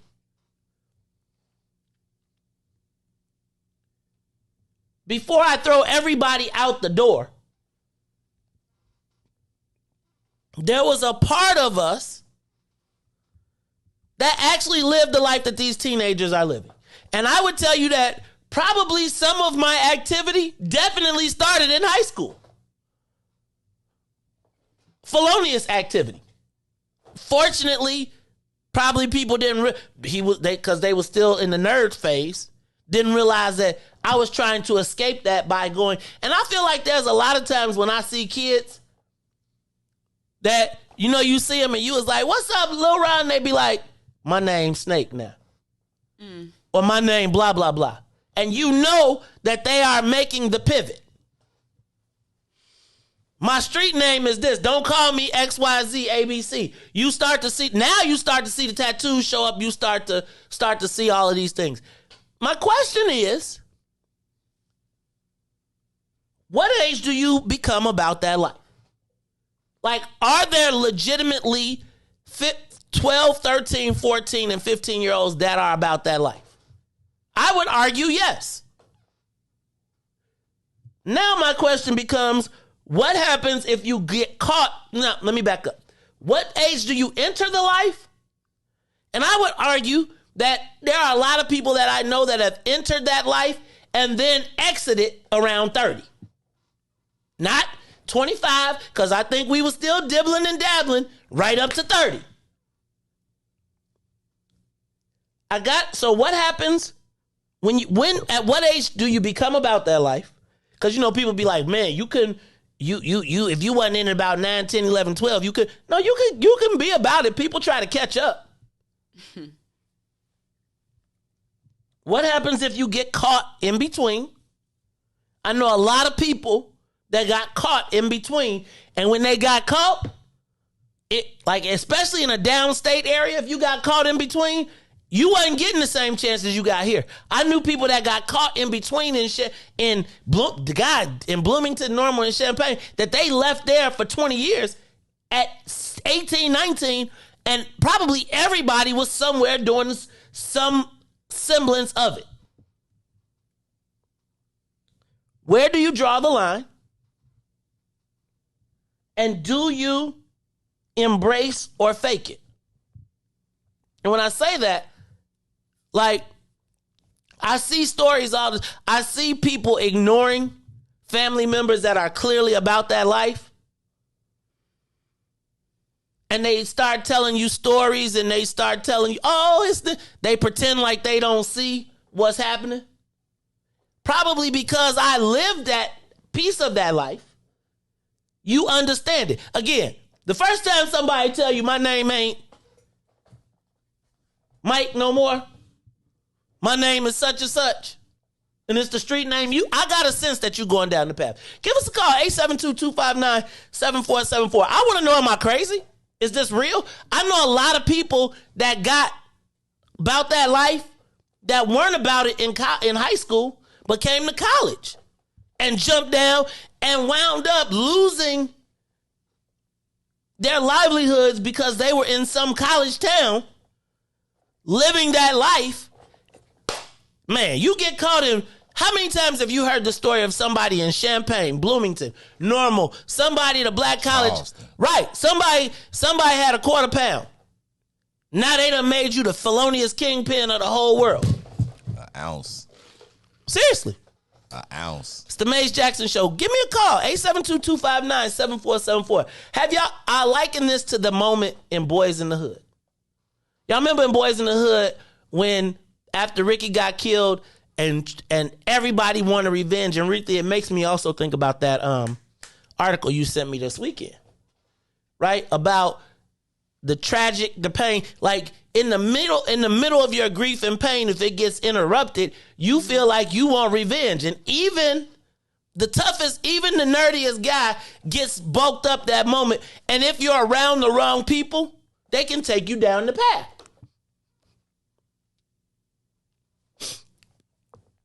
It's the Maze Jackson Show. And you know, I think,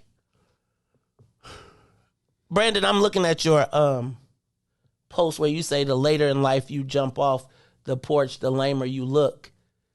And I think that those people that do that play catch up. And so what you find is a lot of times while you call them lame, etc., and it depends on the environment, they playing catch up because they not finna let you punk them.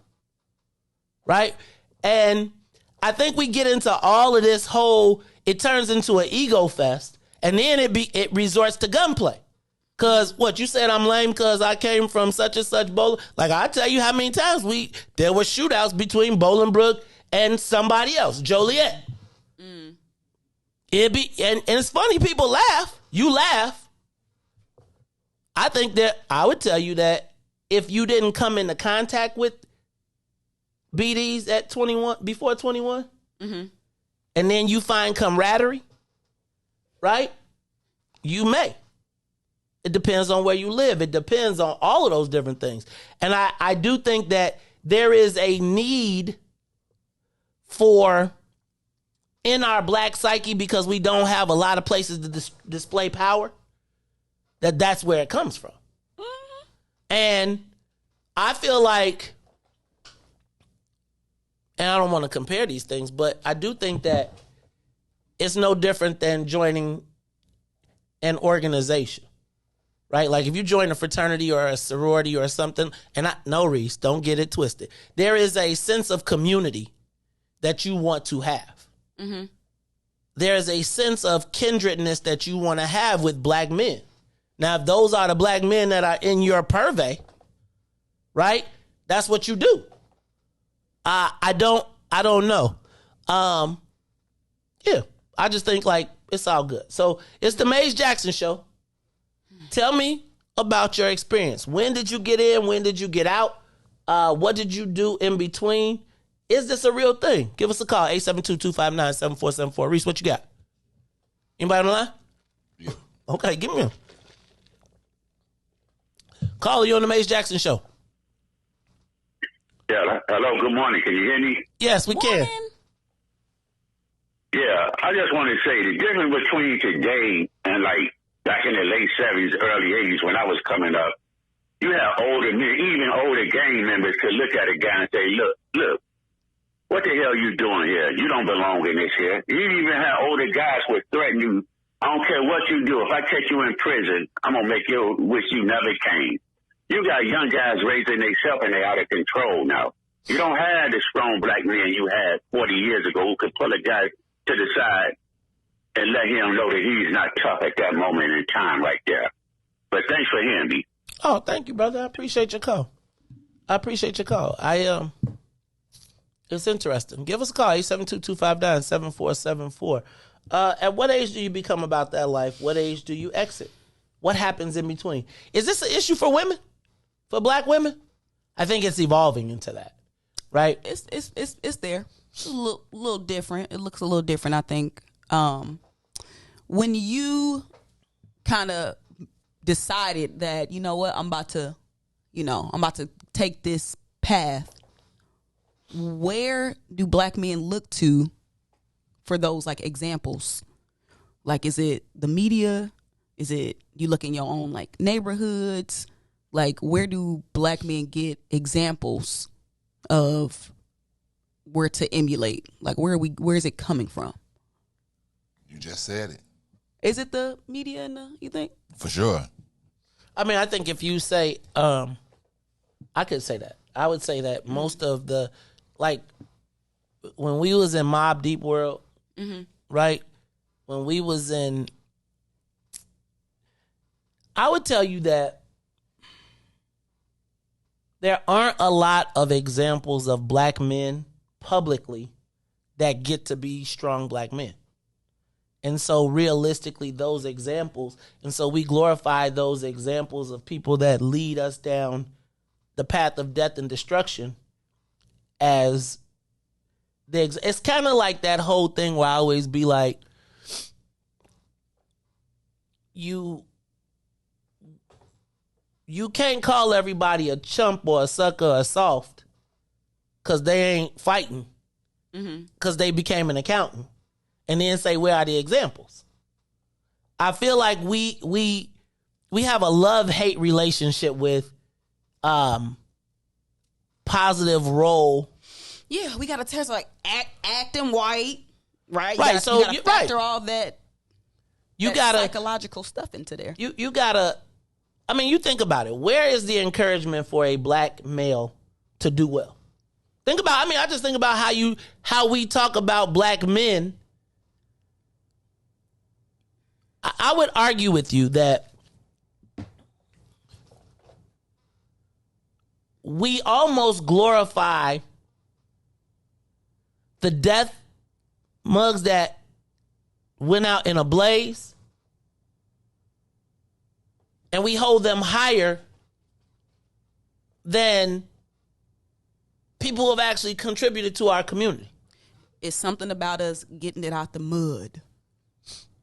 And I know when he talked about that before, he was like, what are you talking about? But it's something about getting it out the mud that we revere, that we deem as like powerful. We deem it to be more worthy. Right. If you ain't got no struggle, you soft. Well, I guess, but my thing is I think it's interesting to me because we rewrite history. If I was a young man, I would be confused. I'm going to be honest with you. No shade to any of the heroes, quote unquote, that we have. But like there is no there is no story told about the black man who supported his family. There isn't.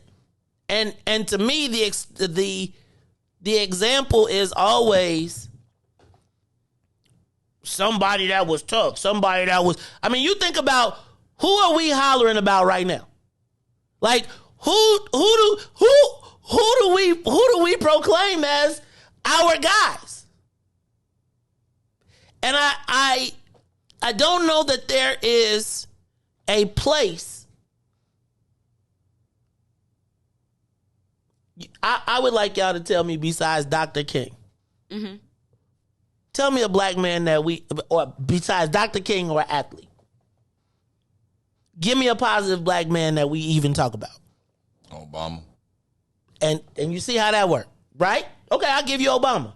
But just think about, and I would argue that you think about who are the black men that are examples for black men. I mean, you think about everybody tells a story of some piece of their connection. If you say, man, I went to you. Look, you was a square. You was a lame. Who took care of their family?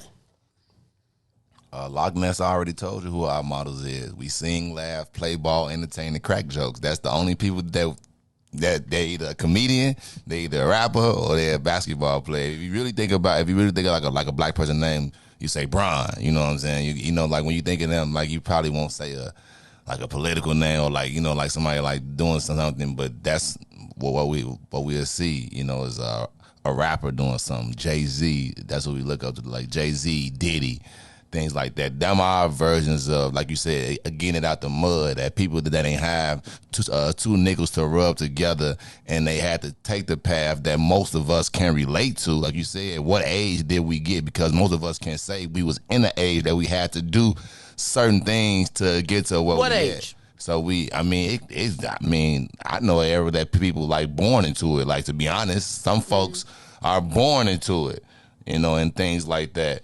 What age is it possible for a child not to know right and wrong? Or a young person to not know right and wrong? Yes. In the beginning. Scientifically, their brains ain't developed. So they don't really understand consequences in like the long term. So in that understanding, right? Remember we watched that video last week and Shorty was like, man, we was shooting and we didn't know how to aim at 6th and 7th grade. Mm-hmm. When do I take him seriously? Right when he said it, right then you could take him serious. That still does not, just because he said it, he emulating what he see. I'm not debating it. I'm not debating that at all. I'm saying, so you can enter as early as what? I know you said born, but like, when do I take you seriously? 6th grade? Man. The first time you pull that gun out and shoot somebody, you better take him 100% serious. How do you know though? Like, and where's the intersection? Because the intersection is going to come from somebody who what?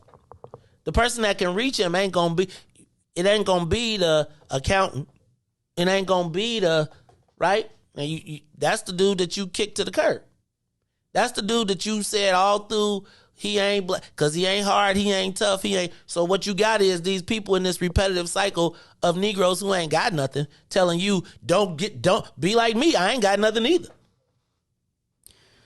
Want you to do good, not better than everybody. And then, right, but then, if you were, again, you a dog, the black dude, I always say it's like this never-ending cycle, because the black dude that went to school, that got a family, that did the thing and went around, he ain't messing with you now because you said he was white. Okay, so pause a second. Hold on. Okay. Because I think that there is a difference, because what you just kind of described was like black men, black women relationships.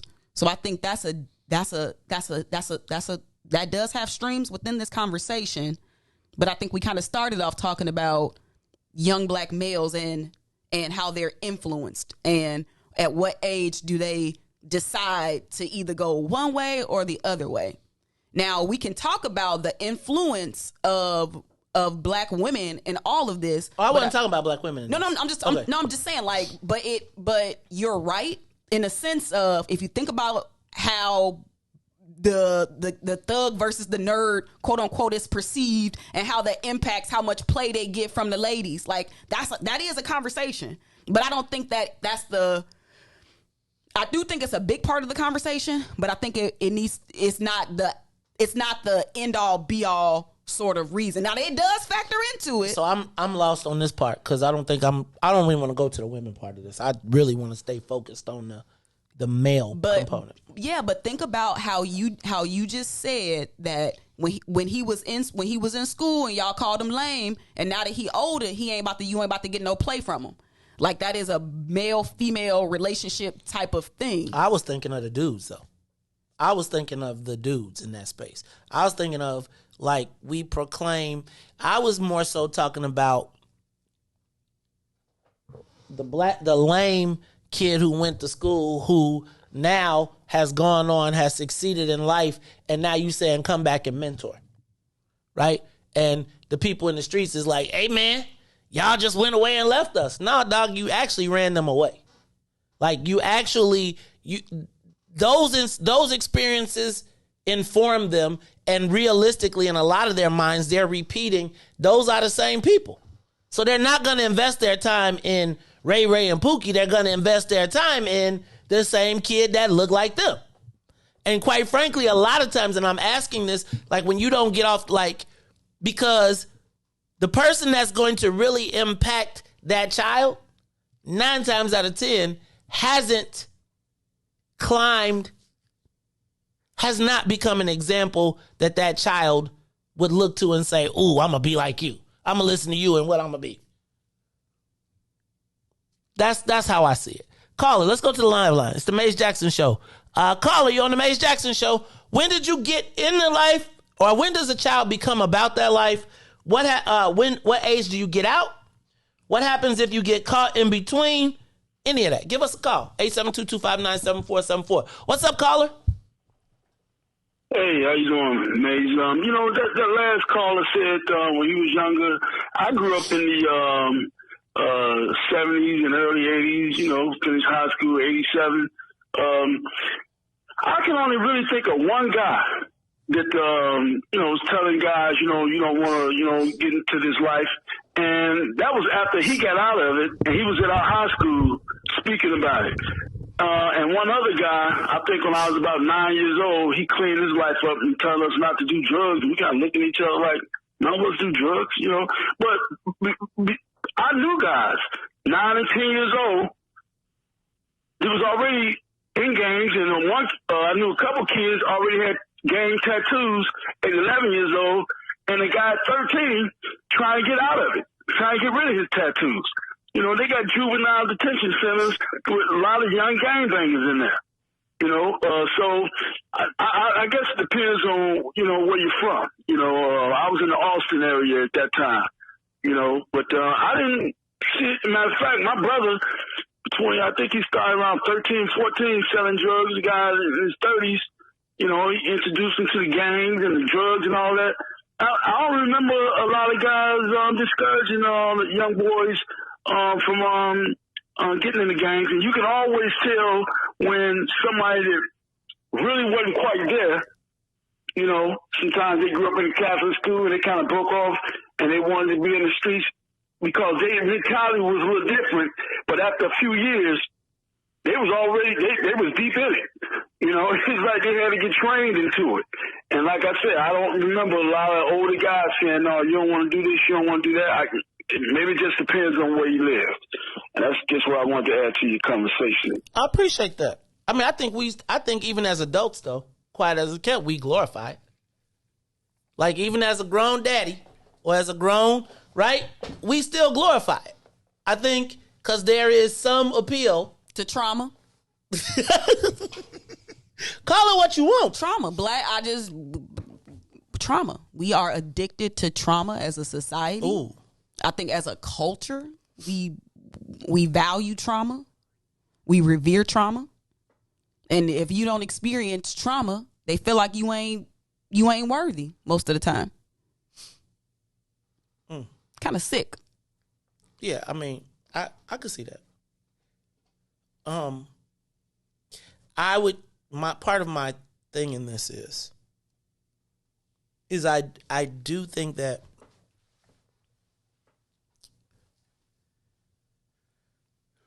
we have you call it an addiction to trauma.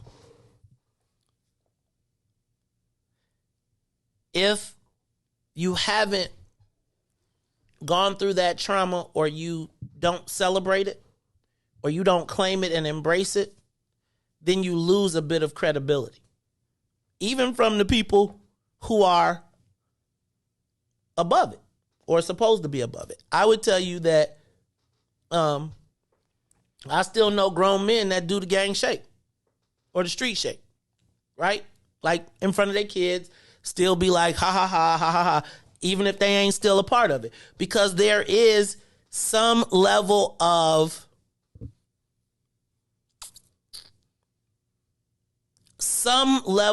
your manhood is validated by having that connection. Some level of black manhood is connected to whether you call it trauma, whether it is being a tough guy, whatever, in our universe. Go ahead. I was just going to say, like, oftentimes the people that suffer the most because of that is black women and children. And I think that's part of the cycle too. Break that down for me. I mean, like a lot of the stuff that we're describing, like those things have effects. So if we can say, okay, at an early age, we see that there's this path that a lot of young black males go down. Like, what are the ramifications of that path? So now we got a cycle of like fatherlessness. We got like just a cycle of just trauma and if I mean the lack of a way out is kind of the part where it just feels like it's never ending. Like, and our families are suffering. And I think that's really the key is it's the family structure that's kind of messed up with this reliance on trauma. Like trauma. Like trauma. Like it's trauma. Like, I don't really know no other way to describe it, but it's messing up our family structures. I agree. I think that we are I think because we have limited examples. I would just challenge you to ask, what black people do we raise up that are not, that ain't tough, that have been examples, have provided, have given back to their community? I would tell you that anyone that you do, somebody gonna call them soft. I'm gonna tell you that. Oh no, everybody ain't gonna call them soft. No, I agree. I'm not gonna say that. I'm gonna say that I think we place our values. I think that might be prolific. We place our values on how much trauma you've suffered. That's what makes you valid. That's what makes you like, man, I went through so everybody got to tell a story of how tough they was. I got it out the mud.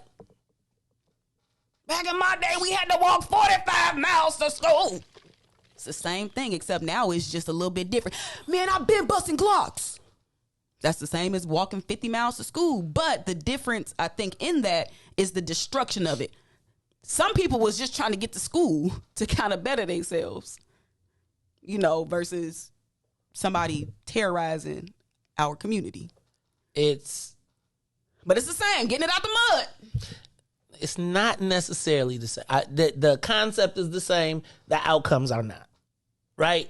Like, there's a difference between getting shot, and that's your version of getting it out the mud, and me telling you, I had to walk uphill 2 times to go to school. Both ways. See, but I'm telling, it's the same. I mean, I know some people can probably see the connection, and some people probably think that's that they can't see it, so they like, nah, I don't see the connection. But I think until we make the connection between the need for us to always get it out the mud and our addiction to trauma and how that plays out, especially with our young people, because that's who really being hurt the most. It's the babies, and our babies keep growing up in the same cycle. Yes, it's some of it is the music and it's the culture, but we are very influenced by media, entertainment. I was just having this conversation yesterday. Like, I don't feel obligated to make my son walk through that trauma.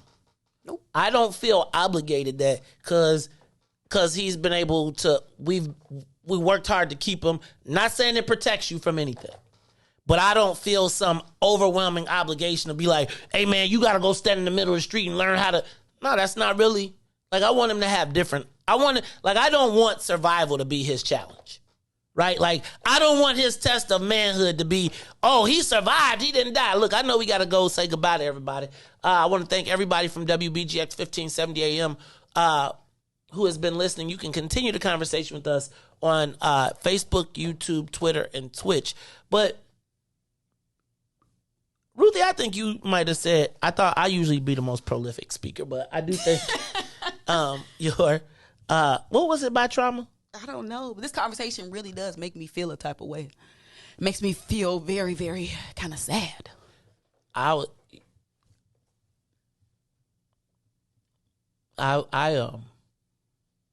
See, it's crazy to me because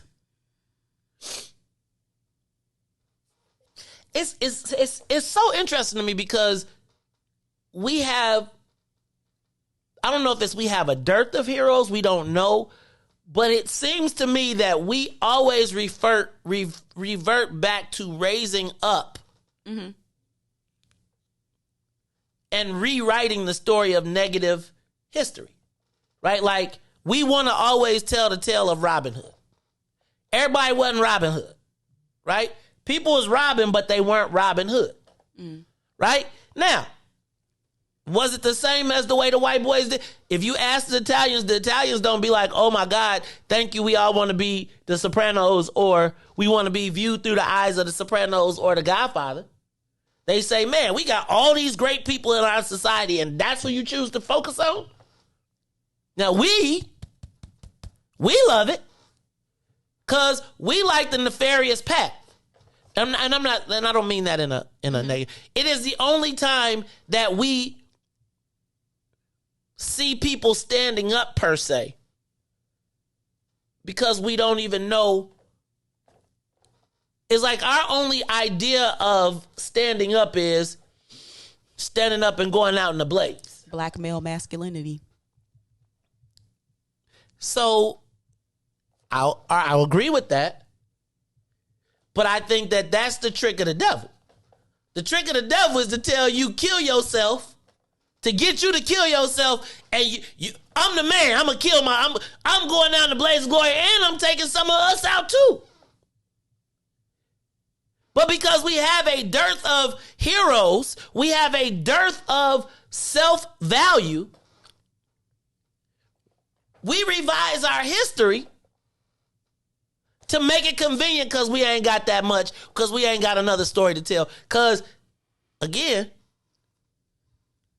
remember the story that we would be having to tell, we ran them people away. Then you say, oh, well, they went to the suburbs.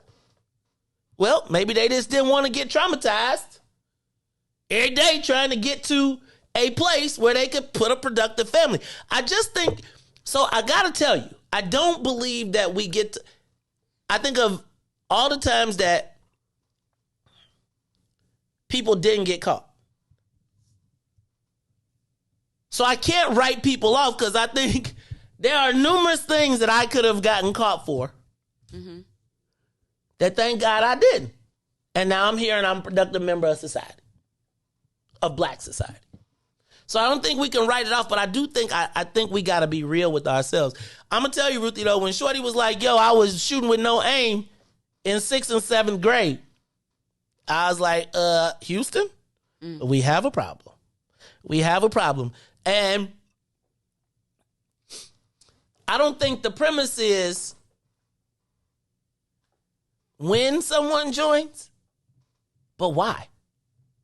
And what's missing that makes them participate? Family structure, camaraderie. I think people are in life are seeking purpose. That's what everybody is doing. It's like seeking some type of purpose. Whatever that is, whatever people get into, like your purpose can be whatever you deem it to be. Like, but I think everybody is seeking purpose and connectivity.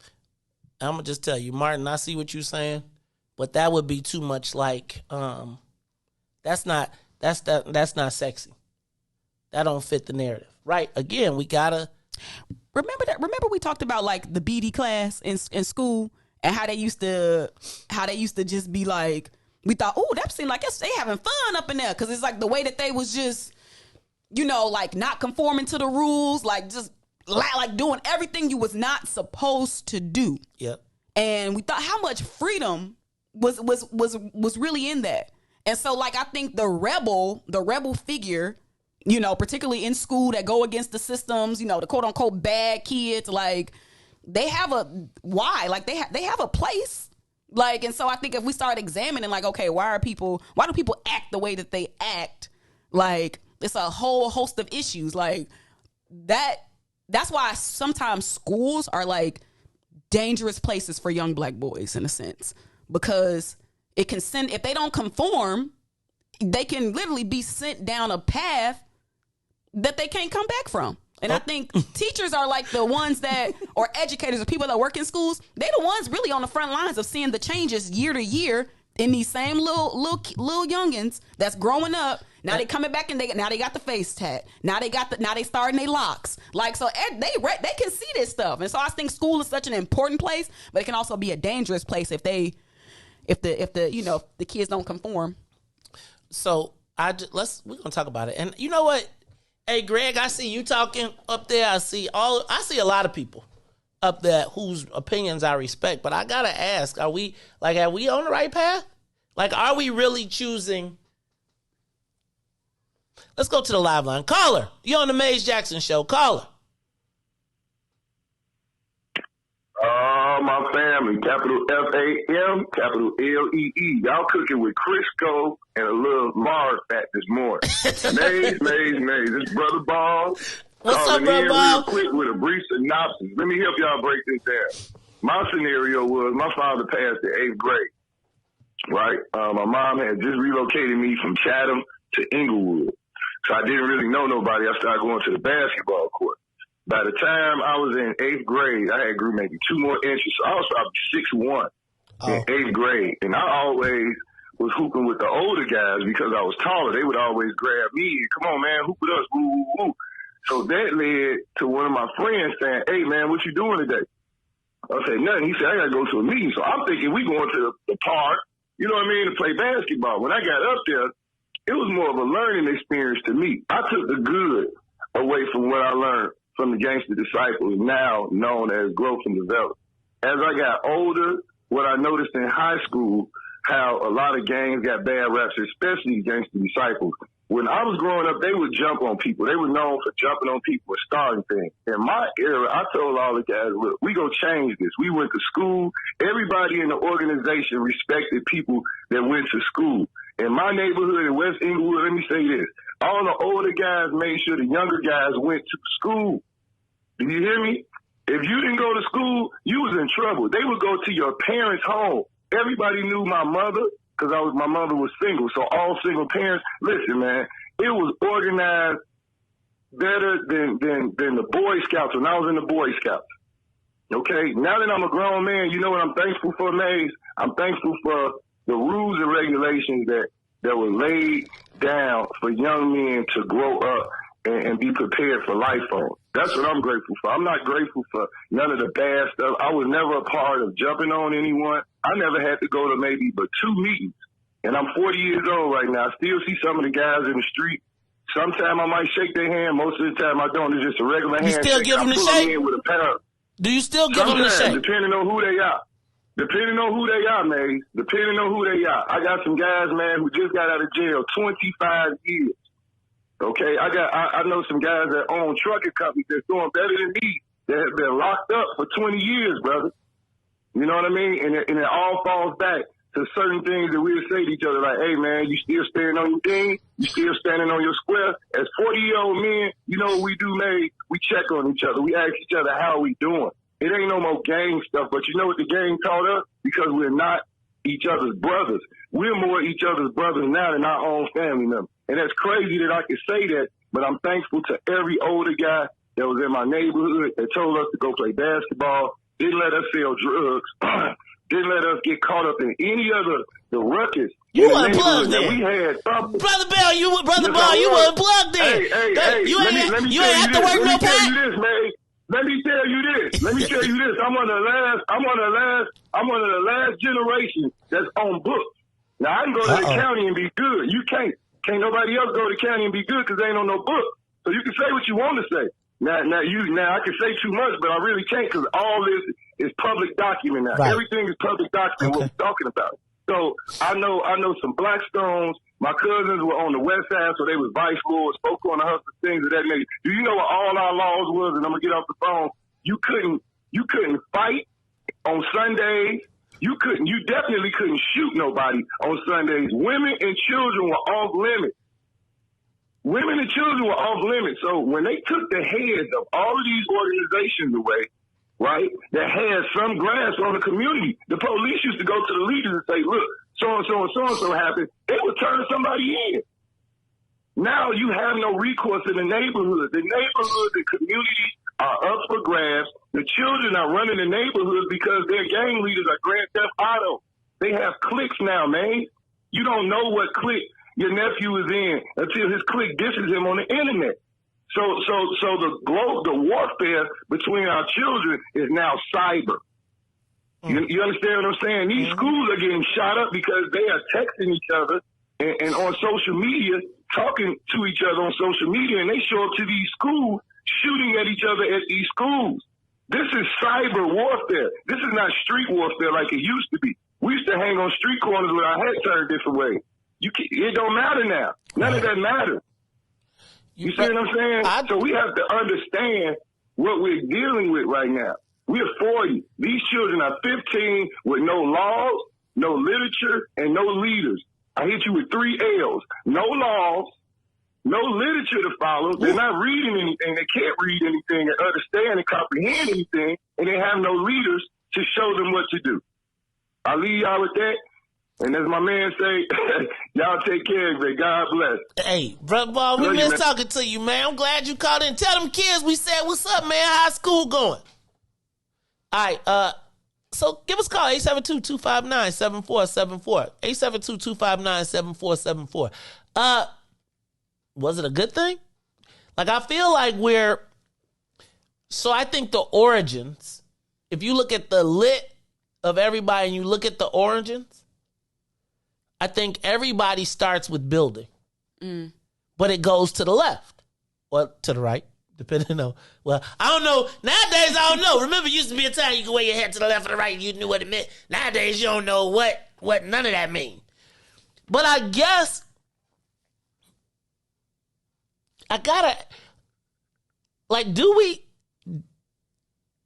believe that once the assault from white folks coming into our communities, stopping us from going to schools, is that really the narrative? Like, let me ask a question. Were the organizations really the police of the neighborhood? Because I got to tell you, like, we talking about it like back then was the glory days. There was more murders. We starting to catch up. But it was more bodies, more people getting dropped. Man, the 90s, I swear to God, you couldn't go to the plaza. They had to tear down the movie theater because people. So I don't know that. Are we over glorifying it? Like, I'm not talking about your relationship with your crew, right? With your deck. I'm not talking about that. Because when y'all on the block, it's all good. It's just you and the guys you hang with. But when that comes together and we take the helicopter up, and I'm not talking about, I understand the role of taking Jeff Fort and busting up the organization of the organizations. Were the organizations a good thing for our community, really? Like, take away the whole we fighting to stop the white folks from stopping us from going to school. That's the 50s. Remember the social clubs that started and then they started hanging out. Talk to me. Are we suggesting that part of our life was best? Like that, because I do feel like we have this romanticized vision of what happened on the other end of that. Like, yes, there are all of our individual stories because everybody cared about you on your block. So they said, hey, man, I knew little John, so you, John, you go to school. But if you wasn't John, did they care about you making it to school? I got to ask this because I often feel like we're basing our history off of somewhat a false narrative. Why you think it's a false narrative? I won't say a false narrative. I feel like it's skewed. Bam. Like, I feel like we're saying that it was so much better for black people in the past. Like, especially with the organization. I'm not debating that they were much more organized, but let's be clear. I mean, we was at like 1,900, 2,000 shootings in the 90s. When there was structure, when there was organization. Give us a call, 872-259-7474. Call, you on the Mace Jackson Show. They were much more organized. Mace. Yes. What your name is again? It is the revisionist history that is happening for me today. I'm so glad you brought up the 90s. I'm like, what was I at during all this great time? Because I got plenty of cousins that got murdered in the 90s. Plenty of funerals that I've been to in the 90s. Homies that just got out of jail from going to jail in the 90s. We have to understand that we do the same thing these crackers do and try to revise history. Black people's trauma has become cultural capital. And we have to understand that. Black people, older black folks like to sit there and talk about the glory days, reliving it, right? As if, our detriment was different on the community. And it wasn't. Ain't no difference. If anything, they left the blueprint to the detriment. We just got done talking about an hour ago. We just got done watching BMF. Canaan. Loosely based on true stories, right? Huh? Glory days. Ain't no difference in the detriment. And we need to stop this right now. And this is why the kids out here don't have respect for us, the old heads, because we like to act like we ain't never did none of what they doing. The only difference is the organization. That's it. But if you listen to them, they organize. What they doing, like he said, I've been shooting since I was, 7? Shooting without aim since 8, whatever he said. That's the difference. Just because they jumping off the porch at 8, you jumped off at 12, that lets you know that we are reliving history. And we have to stop trying to revise it. Tell the truth about your circumstances. Tell the truth about it. We want white people to tell the truth about what they did to us economically and historically. We have to be able to tell the truth what we did to our baby. Period. Love y'all. What your name is? We don't keep on taking the calls. Caller, you on the Maze Jackson show. I want to hear from somebody who jumped off the porch, maybe didn't leave. I want to know, was it a good thing? Caller? Hello? Yeah, you on? Who's this? It's Greg. What's up, man? What up, Big G? This is Greg Sherman. What up, Greg Sherman? Hey, let me tell you, I love Greg. Hold on. You know, y'all got to remind y'all who Greg is. In case y'all didn't remember when Todd was on the expressway and the police came to do their thing. The brother that came to his aid and assist is this brother Greg Sherman from ECCSC and the Black Gaming League. What's up, Greg? Talk to me, man. I appreciate that, bro. I do. This topic is something that's near dear to my heart, bro. I jumped off the porch early and came through the gang life from, baby seeking, trying to be all the way through the gauntlet, right, to become an influential member. So I think I have a voice here. Y'all, the 90s wasn't the glory days. The 90s was a result of what they did to the brothers in the 70s and the 80s, right? And so I'm speaking for Larry and Jeff and those who were the founding members. If you go back and you read the literature and you read and you understand their thought process, when they did what they did, you'll understand they was no different than Martin Luther King. They was no different than Fred Hampton, right? It was all about their respective areas. Now, go and do your history and understand that the U.S. government, the same way they did everybody, infiltrated our brothers. They dangled that carrot in front of them the same way they did with the slaves that brought up the kings that sold out the slaves that was brought over here. And the mission came more about money than it did the people, because black people who was oppressed and suppressed for so long finally had an opportunity from the government. People, y'all got to educate yourself. The government put our black men and women on, right? And so here come the government saying, hey, we're going to make y'all partners. We're going to hook y'all up. Y'all going to be able to do things that you've never done before. The brothers failed, they slipped, and they went for it, right? And then they doubled back on them with the RICO Act and then told the narrative. This narrative that sister and everybody on here speaking about the brothers being monsters, Jeff and Larry and them, that's just not the truth. That's why they won't let these political prisoners out right now. They let terrorists out. They let people who blew up Americans out. Why do you think they won't let Jeff or Larry out? Because they know what their voice is. Their voice is peace, prosperity. It's always been that. They let the F-boys get in play and change the narrative like they do in Black America. The same reason y'all think these thoughts about Malcolm, the same reason he's not celebrated more than Martin, is because America and Chicago didn't want him to be. And so that story, Chicago's story, ain't never been told, to be quite honest. And I think that what you see now representing ECCSC is a reflection of Jeff, Larry, and those brothers who had this thought process of love, truth, peace, freedom, justice, life, loyalty, wisdom, knowledge, and understanding on their mind, not murder and mayhem.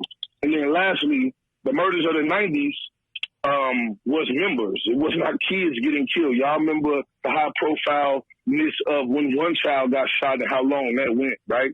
And so the 90s was the reflection of people warring over drug spaces, right? And so it was the members getting killed of their respective organizations.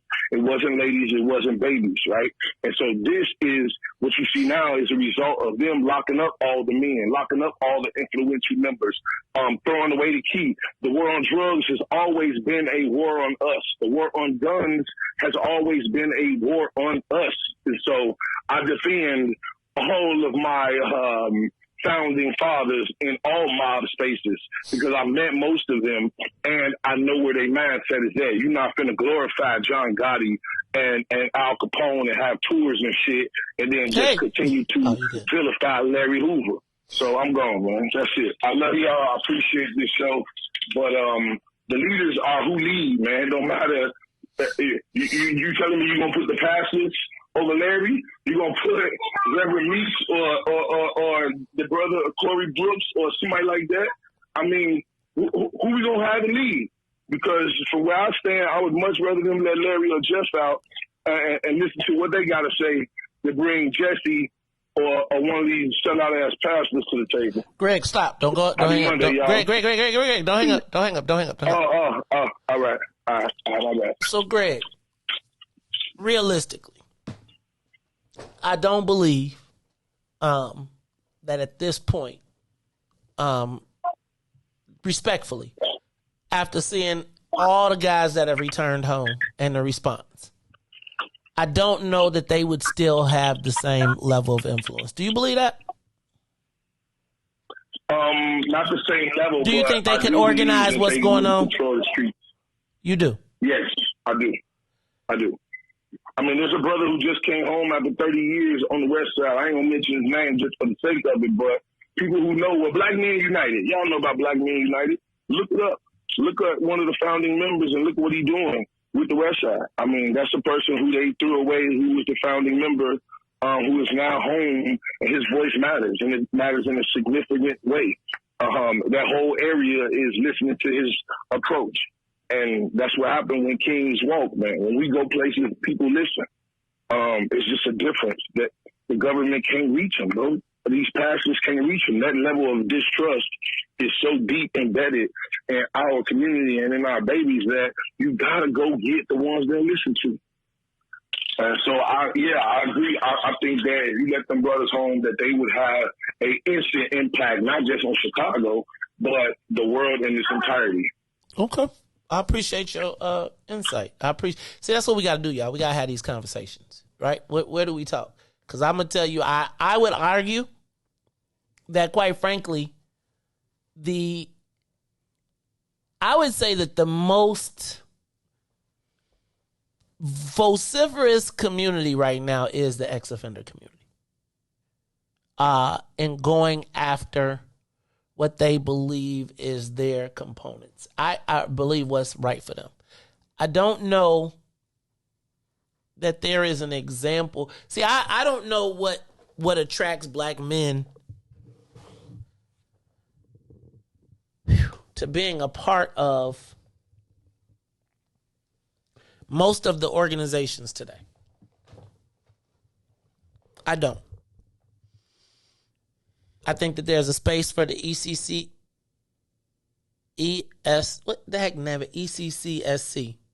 right? And I think that group speaks for the brothers that have gone away and come home. I think you got groups like New Era Chicago, Watch Guard, that have a space. I don't know right now that if you don't fit in one of those categories, that there's a space for you. Not perceivable. Not visually. And I think that's part of our challenge, because I think that we don't, like, all facets, we're not using all the facets of our community to fix us. So I think that, and I will argue that outside of, say, Malcolm X and Dr. King, like, when have you seen the only real examples of black men standing up, like, visibly, really comes out of those spaces? I think we see the preachers. I think we see politicians, but I think we see them capitulate. I think we see them bend over. I would tell you that the appeal to black men of any ilk is, with the street component, is you don't have to be bent over.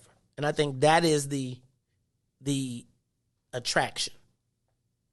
I don't think that there are very many places that black men can go and be respected. And so we tend to either gravitate towards groups that have reputations that will garner some level of respect, whether it is your street organization, whether it is your fraternity, whether it is your Masons, whether it is your chess club, whatever it is, you gravitate towards something that will give you a level of respect in a world where you have limited to no respect. And I think that is the appeal to any of those organizations. I guess my challenge now is, what's the matter? You disagree with me? You fight me? No, I agree with you. And where do black men learn how to be black men? And that, to me, is the issue. Because I would argue that in some cases, you can only really teach what you know. You could talk about, you could hypothesize. That's why they say a woman can't raise a man. Yes. And so one of the challenges that I feel like we have is that when we have, you gotta round out the education, right? Like, cause realistically, even the guys that's gonna teach you, like, say the guys cuffed you on the block. Mm-hmm. They can really only teach you about the block. They can't teach you about escaping the block or building the block, right? That's not what they're going to teach you. They may teach you the rules of manhood, quote unquote, never, look a man in the eye, all of that good stuff. But they don't necessarily give you the tools to escape the situations that force you or that make you want to join those places. It's like you have an empathy group, you don't have an escape group. So, like, we all good. Like, hey, Joe, we gonna all band together and we gonna stay dope down here. And down here, we can rule. But up here where all the resources are, we don't even really have a path to that. So what we gonna do is we gonna own this space down here and dwell here. Never popping the top off the top. And then the people that are outside of it is like, well, man, shoot, if I go down there, they're going to be like, man, you ain't from the dirt. Regardless of whether you went to high school, you didn't have all the stuff, you acting white, you doing. And so there becomes this conflict of clash of, think about, even as we had these conversations, like the people that have the influence on the guys don't have respect for the guys that can help everybody get out. So the guy that can get out be like, you know what? I'm about to be around here getting talked about crazy by some people that, if left to their own devices, the police gonna get them. the prison gonna get them. They gonna do each other. I think about how we refer to each other. Remember last week and I was talking to you about like the words and timid and all of that stuff? Like all of these words that really don't ever bring us together. Like you as a, like I gotta tell you, like the appeal to any of these organizations is the same. It is nobody wants to be, well, some people are okay being loners, but nobody wants to be alone. They want to have a group that can help insulate them to fight against the challenges that they face in their particular universe. So if you ask why are people part of the NBA, the black MBAs, it's because they're under assault by white MBAs and they want to be able to, it's all the same. We find all of these organizations are founded along the same principles. We're somewhere in the universe and white people don't want us to exist. So if you ask the Association of Accountants, they would probably tell you the same story of instead of walking to school and the white boys didn't want them to go, they went to go to an accounting firm and all the white people ganged up on them and everybody was doing that. So they got together and they formed an organization. It's the same. But you won't credit it because what the nigga doing reading a book? And I think that once we start breaking down those barriers, like, oh, well, because your struggle wasn't you didn't have to fight somebody to get shot to go to school, you less than, that make you less black? That makes your blackness less than? Does that make your struggle less than? Uh-oh, we must be talking about something. Uh-oh. You got callers? All right, so look, we're going to take some calls, but before we do that, we're going to take a quick break. Hopefully, Facebook will come back, and then we will be back after these messages. The Maze Jackson Show. The Maze Jackson Show will be back after this break. WIIFTBP. Broken screen? Crash system? Are you in need of spyware or virus removal from your computer? Well, contact RPC Computer Repair in South Shore and let us help you with all your computer repair services and print needs. Need office or print production services, copies, scans, fax, or even notary service? Then stop by and support RPC Computer Repair and Print Shop located 1741 East 71st Street in the 71st Street corridor, newly revitalized South Shore areas, and let RPC be your one-stop shop, where we believe RPC is your PC. RPC Computer Repair is also a UPS access point where you can drop off and pick up your important packages. So let RPC be of service to you. Call RPC Computer Monday through Saturday, 8 a.m. through 6 p.m. at 773-966-4457. That's 773-966-4457. Visit RPC at rpccomputeringinc.com for more information. And now, traffic and weather. Good morning. What's in it for the Black People Media family? The time is now 8:33 a.m. And I'm Riis the Ruler with your Chicagoland area sports, traffic, and weather update. In sports, the Chicago White Sox pitchers Lucas Giolito would pitch 6 scoreless innings as the Sox beat the Indians 5-2. The Chicago Cubs will lose to the St. Louis Cardinals 4-2. In WNBA, the Chicago Sky, the number 6 seed, took on the number 3 seed Minnesota Lynx. The Sky will use balanced offense to beat the Lynx 89-76 to advance to the next round. The Justin Fields era started yesterday as the Bears and Browns were in action. Bad O-line and bad play calling will lead the Bears to a 26-6 loss. Maze Jackson lost the bathroom key. Now over to traffic on the Kennedy. O'Hare to the Loop is 42 minutes. Outbound to O'Hare will be 22 minutes. On the Eden, inbound from Deerfield to the Exchange will be 49 minutes. Exchange back to Deerfield will be 32. On the Eisenhower, Thorndale to the Loop, 66 minutes. Back out to Thorndale will be 38. On the Stevenson, from I-355 to the Dan Ryan is 60 minutes. Outbound will be 40. The Bishop Ford, I-80 to the Dan Ryan is 68 minutes. 28 minutes back out to I-80. The Dan Ryan is 24 minutes to the Loop, 16 minutes back out to 95th. DuSable Lakeshore Drive, 55th to Jackson is 16 minutes. Jackson back to 55th is 7. On the north side of things, Randolph to Bryn Mawr, and Bryn Mawr back to Randolph is 8 minutes. In weather, it is currently 70 and sunny. Expect a high of 84 with a low of 64. I'm Riis the Ruler. Now here's terrorism on the Maze Jackson Show. Domestic terrorism. Following a 100-day review, federal officials are now laying out a new plan hoping to deter, detect, and prosecute domestic terror. They went to the Capitol waving their flags and looking for smoke. He was out there looking for justice. They was over there looking for votes. Ashley Babbitt was with him and told all the people that nothing could stop us. She climbed through the Capitol window, breaching security, and called a shot, bro. The media say she a veteran. They paint the picture to make her look greater. But she disrespected the same country that she served. That makes her a traitor. They was fighting police, resisting arrest. On God, I couldn't believe it. I guess blue lives only tend to really matter when it's convenient. Hey, these are the times we witness in history, all because they didn't get a victory. United States is so contradictory. We get equal rights, that's a mystery. Politicians, they more like magicians. You know they got tricks up their sleeve. We point out the flaws that's up in this country. You know they gonna tell us to leave. Somebody try to help me understand it. Always seems like a double standard. They be out here leaving us empty-handed. To certain rights we are not granted. The media is the culprit when it comes to the comparison. Cause when it comes to race, they always changing up the narratives. Terrorism. They say you a patriot, call you a hero. I call it terrorism. And that's on the real. You know what we know, I say it's terrorism.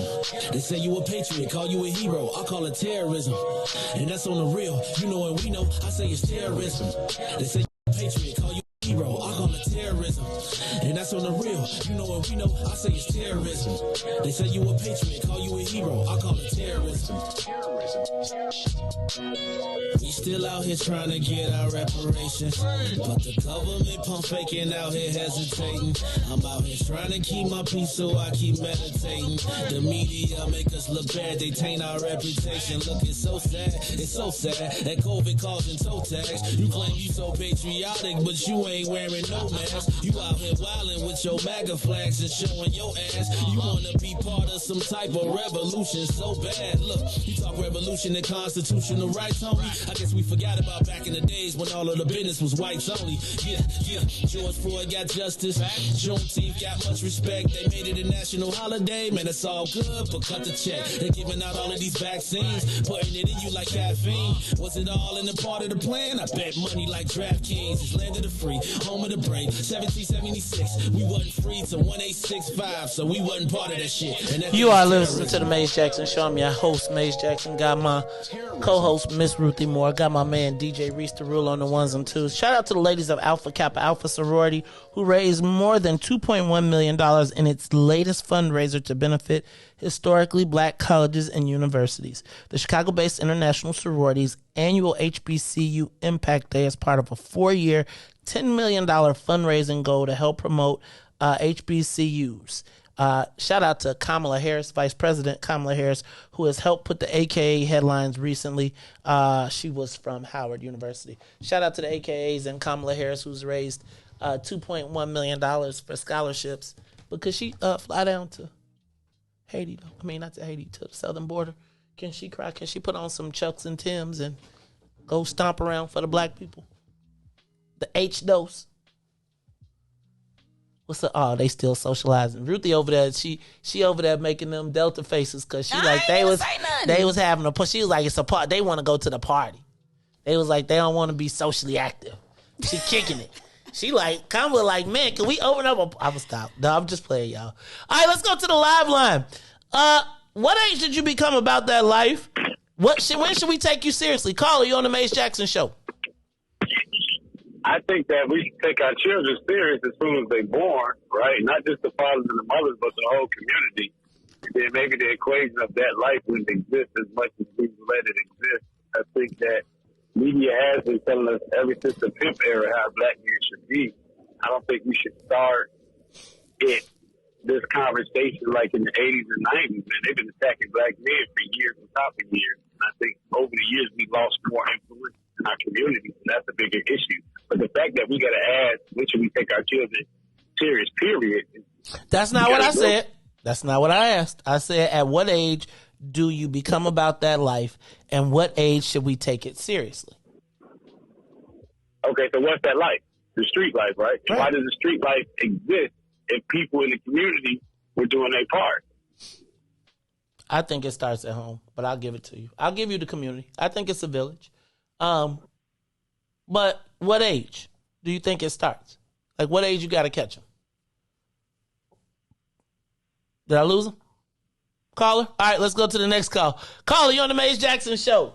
What age do you become about that life? Caller? Hello? Hello? I hear you. What's up, caller? Yeah. So, like you say, they start from home. You about that life when you really in those streets, say about 9 or 10, third grade, it really starts happening because you got these middle schoolers and these cats going to high school having to prove something. So you always gonna pick on the little people. And just like, for example, I'm about middle school, the foes over there on what is that? Over there off North Avenue, pistol whipped me and my cousin over some bikes. So it was from that time where we had to defend ourselves. So that's when it starts. You know what I'm saying? It's a as they say, the circle of life. It's a vicious cycle. And yeah, like the other caller said earlier, man, it's a bunch of mess go down, and we have to be accountable for the mess that we did. You can't glorify this. You got to know your effect on people and the effect that the things that you do. You know what I'm saying? I never was no heavy gang banging dude, never will be. You know, but I know these people. I've done things with these people, some stuff I never should have been in the part of. But like I say, most of this stuff, it come from people trying to survive in whatever area they're in. All right. Thank you. Like, what age does it start? I remember, so I'm going to tell y'all. When I first moved to, well, not first, when I was living in Chicago, in second grade, we was the Black Diamonds.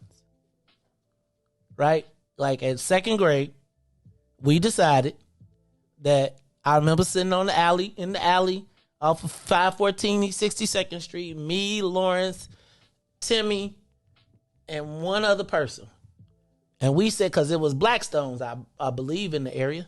And we said we was finna be the Black Diamonds. That was our name. And we walked around and we had our cut off little now this was before third grade. Now we didn't whoop on nobody, but we did grab a couple bikes. Right? We did stick together. I moved to Bolingbrook. I remember, do y'all remember when the movie The Warriors came out? All the black people at the school, all was either Warriors or Renegades. The school split, and every day it was a fight.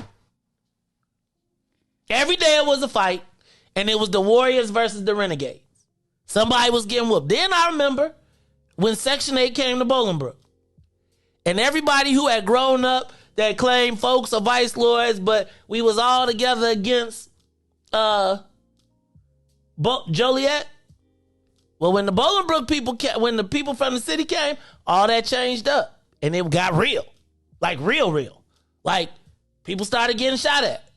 People started jumping on people. I remember when, it's some stories, but I guess I gotta ask you, like, when do we take it seriously? Because I gotta tell you, I believe somewhere in black men's rites of passage, that hard phase comes through. Where you don't want to just, and something about it is you just don't want to be like a lame. Like, you just don't want to be taken advantage of. You want to be a part of something that, like, yo.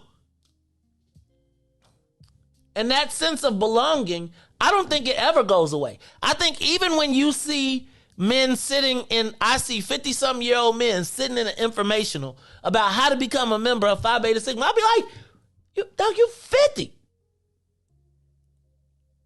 But that longing for a black male camaraderie, that longing for a connection, that longing to be a part of something, that even as you got to go face the battles of the world, don't go away because of your age. It may be based on your peer group and what you see, but that black men band together, and I do think that there are similarities, but I gotta ask you, have we turned that into positive? Can we turn that into something positive? See, I feel like we glorify these days, but it's with an asterisk. It's like we talk about all of these things, but the fact of the matter is every single one of these things organizations have gotten together because black men didn't have a way to protect themselves from the forces. Now, your forces may be the man. It may be police. It may be the White Accounting Association. But all of these organizations have been formed for some level of protection, some level. So why is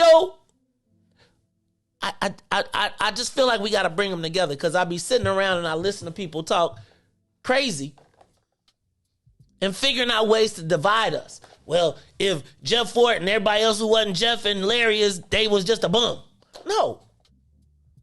Like there are great stories of black men who have been strong. Black men fight every single day to get, y'all love Furious Styles in Boys in the Hood. He was fighting every day for his son.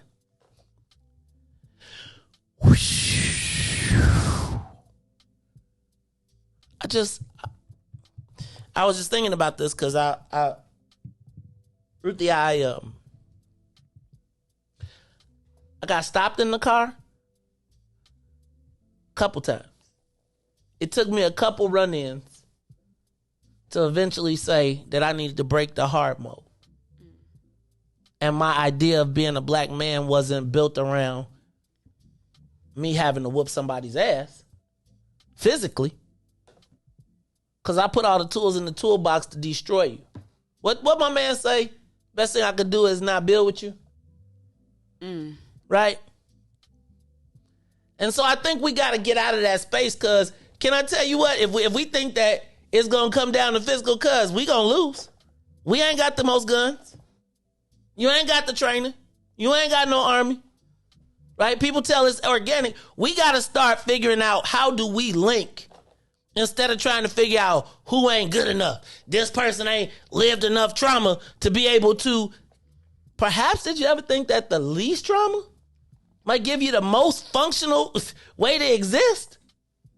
Right? Like, you ever think the dude that didn't have to walk uphill both ways, didn't have to shoot his way through school, like, he might be the most well-developed, the most equipped to move forward? See, I just think we do more division of people, of ourselves, even though we have more in common. And that's unfortunate. You know, it's funny. I be watching black people argue. They be arguing about who had it the worst. White people be arguing. They be like, shoot, we went on 17 vacations a year.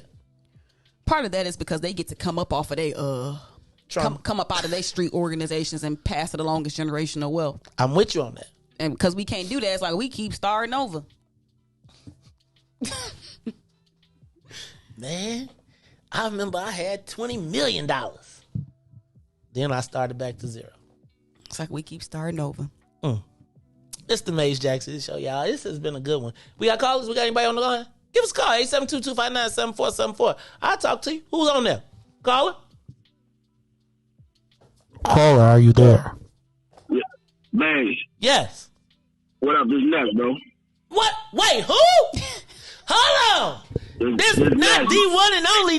Can you give him some background music? Play it low key under him, cause you know we honored to have the one and only Loch Ness Monster on the live line. He must have what your name is must have told you. You better get on that call. What's up, Ness? Hey, in case y'all don't know, this is my man Ness underneath playing. This is terrorism playing underneath it. What's up, bro? What up, man? It's Ruthie. Riis, what's popping, man? I just wanted to, I rarely get the call, so I want to speak on this whole gang stuff, man, because we do got an asterisk on it, and I'm going to tell you why. But first, to answer your question, I went to Paul Revere in Pocket Town. By the time teachers was teaching sex ed around 9, 10, 11, shorties was banging. The Breeze, the G's, they was in it. People were shaking up. Everybody was claiming what they wanted to claim by the time he was 19 years old. So I say around that time is when you need to check on the shorties because they starting to develop. Once the puberty started to come in, all the other influences gonna come with that. So I say that to say 9 through 12, I say is probably the most influential time to figure out what you're gonna do as far as campaign. Now I spoke earlier. I said Larry Hoover and Jeff Ford and all the leaders. And here's why. And I'm gonna stand on that. Anybody that want to challenge me on that, whatever, I don't care. Here's why it happened. So yeah, I get it. The 60s and 70s. Yeah, all the breakfast intervention programs was created, and all the structure was done to help the neighborhoods and get government funding and all that. But once we got baited, once we took the drugs, once we took the money, started creating territory, making money, and then going to war with each other, here come the trickle down effect babies, which was me. I'm an 80s baby, 90s crazy.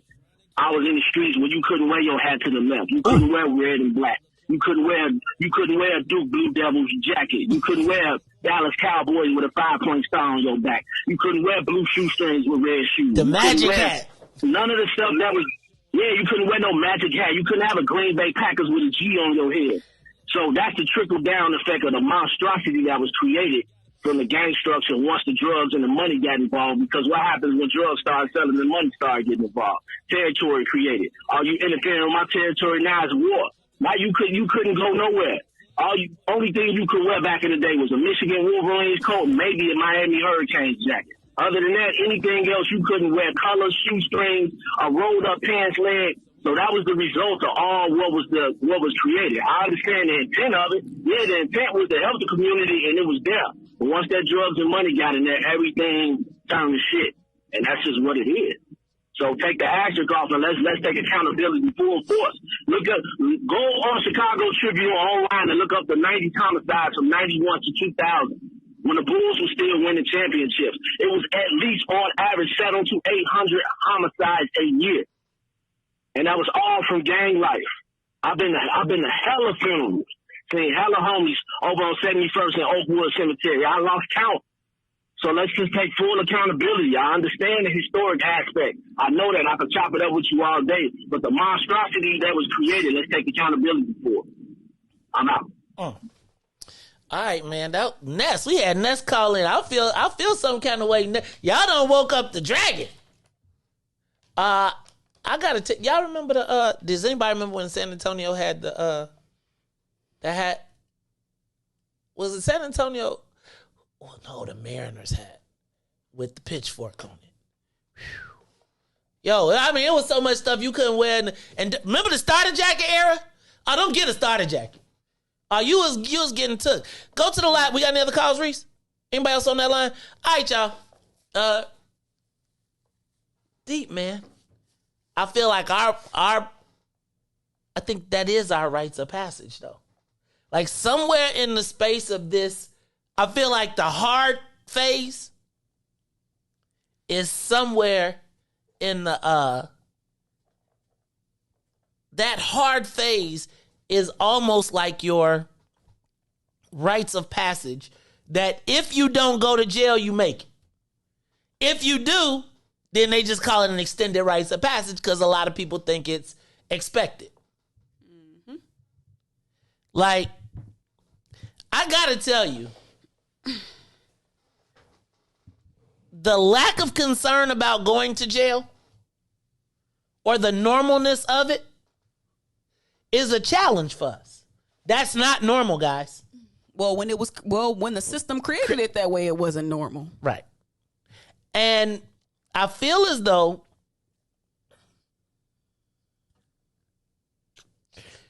we got to define what our history is going to be. I think first we got to understand. Y'all need to watch 13 tonight. Go ahead. Anyway. I think first we need to understand how psychologically ingrained this stuff is. It is unbelievably psychologically and how ingrained. We keep passing it down to our children. Yeah. And then it becomes normalized. From the music to the imagery. We keep passing this stuff down. Our need for consumption. Like all of these things play a part in it. And then it's kind of like we've been asleep at the wheel And then when the baby got the gun in your face, still in your car, you like, oh, what is going on? But we've been asleep at the wheel. I'm with you on that. And it's kind of like we are literally right now at a point where we got to do something. I don't think we can really rely on nobody. Like, we got to do something. Now, what that something is, that's the $1 million question. But we the ones, they got to do something. And again, you know how fractured and divided we are as a community. So if the quote unquote positive elements of our community are fractured and divided, do we really then look at the street organizations? They super fractured and divided. Let's go to the live line. We got one more call. Caller Mike, you on the Maze Jackson show? Ooh, ouch. Mike. Good morning. How's everybody doing? Great. Good morning. Good. Yeah, I was wanting to get some input about the games. I grew up back in the 60s and 70s over there on 83rd Street around the Foster Park area. And right there on 79th Street, 83rd there, you had your games. Like you had your Stones on one side and your G's on the other side. I mean, they fought, they jumped, they did a little shooting, but it wasn't a thing where people were forced to join. I mean, somehow I don't know, by the grace of God, I stayed away from it and I ducked it all, and I'm 61 years old and damn sure if I'm gonna join a game now. Come on, but I know I was just trying to show you the different. Chicago is so divided with games. It's just you have your now when you go up north there, you have your Gaylords, your Warlords, your Crown Vics, and all the neighborhoods in Chicago is somewhere in Chicago. I think there's a game there, and a lot of games I never even heard of. I worked in the sheriff's department, and tons of them I never even heard of. But that's all I want to give an input on. Thanks, Mike. I appreciate that, man. All right. Yeah, man. Ness said something I think is something important. Go ahead. And it was about the correlation between puberty, and it being too late. And our children, girls, boys, are experiencing puberty at much younger ages than they used to back in the day. I was just thinking about that because I sure didn't get here. I'm sorry. Go ahead. So I was like, when? So because our children are experiencing puberty at younger ages, some people correlate it to the food that we eat. Some people correlate it to just the high pressure and stress environments that we live in. But young people are experiencing puberty at younger ages. I feel like black people are feeling black. No, and let me ask, because I guess I do feel like, man, yeah, okay, we had an event and there was a 14-year-old girl at the event, and I was like, you need to go put some clothes on. And it's ridiculous. And I do feel like there is something. It might be environmental. It might be psychological. I'm not sure. But I just know that young people are experiencing puberty at younger ages. And so if you experience puberty at younger ages, what's going to happen? So, because when you're in puberty, you are a mess. You're nuts. You're crazy. I don't like puberty kids. It's nature. They suck. So so when you think about that, we got young kids doing adult things. Like, so when you experience that level of sexual maturity, but your mind ain't where it needs to be, it's a cauldron that creates an environment. Not cauldron. It's a cauldron, because now you got to start thinking about the relationships between young boys and young girls. And now it creates a cauldron where you have to do intervention earlier and earlier.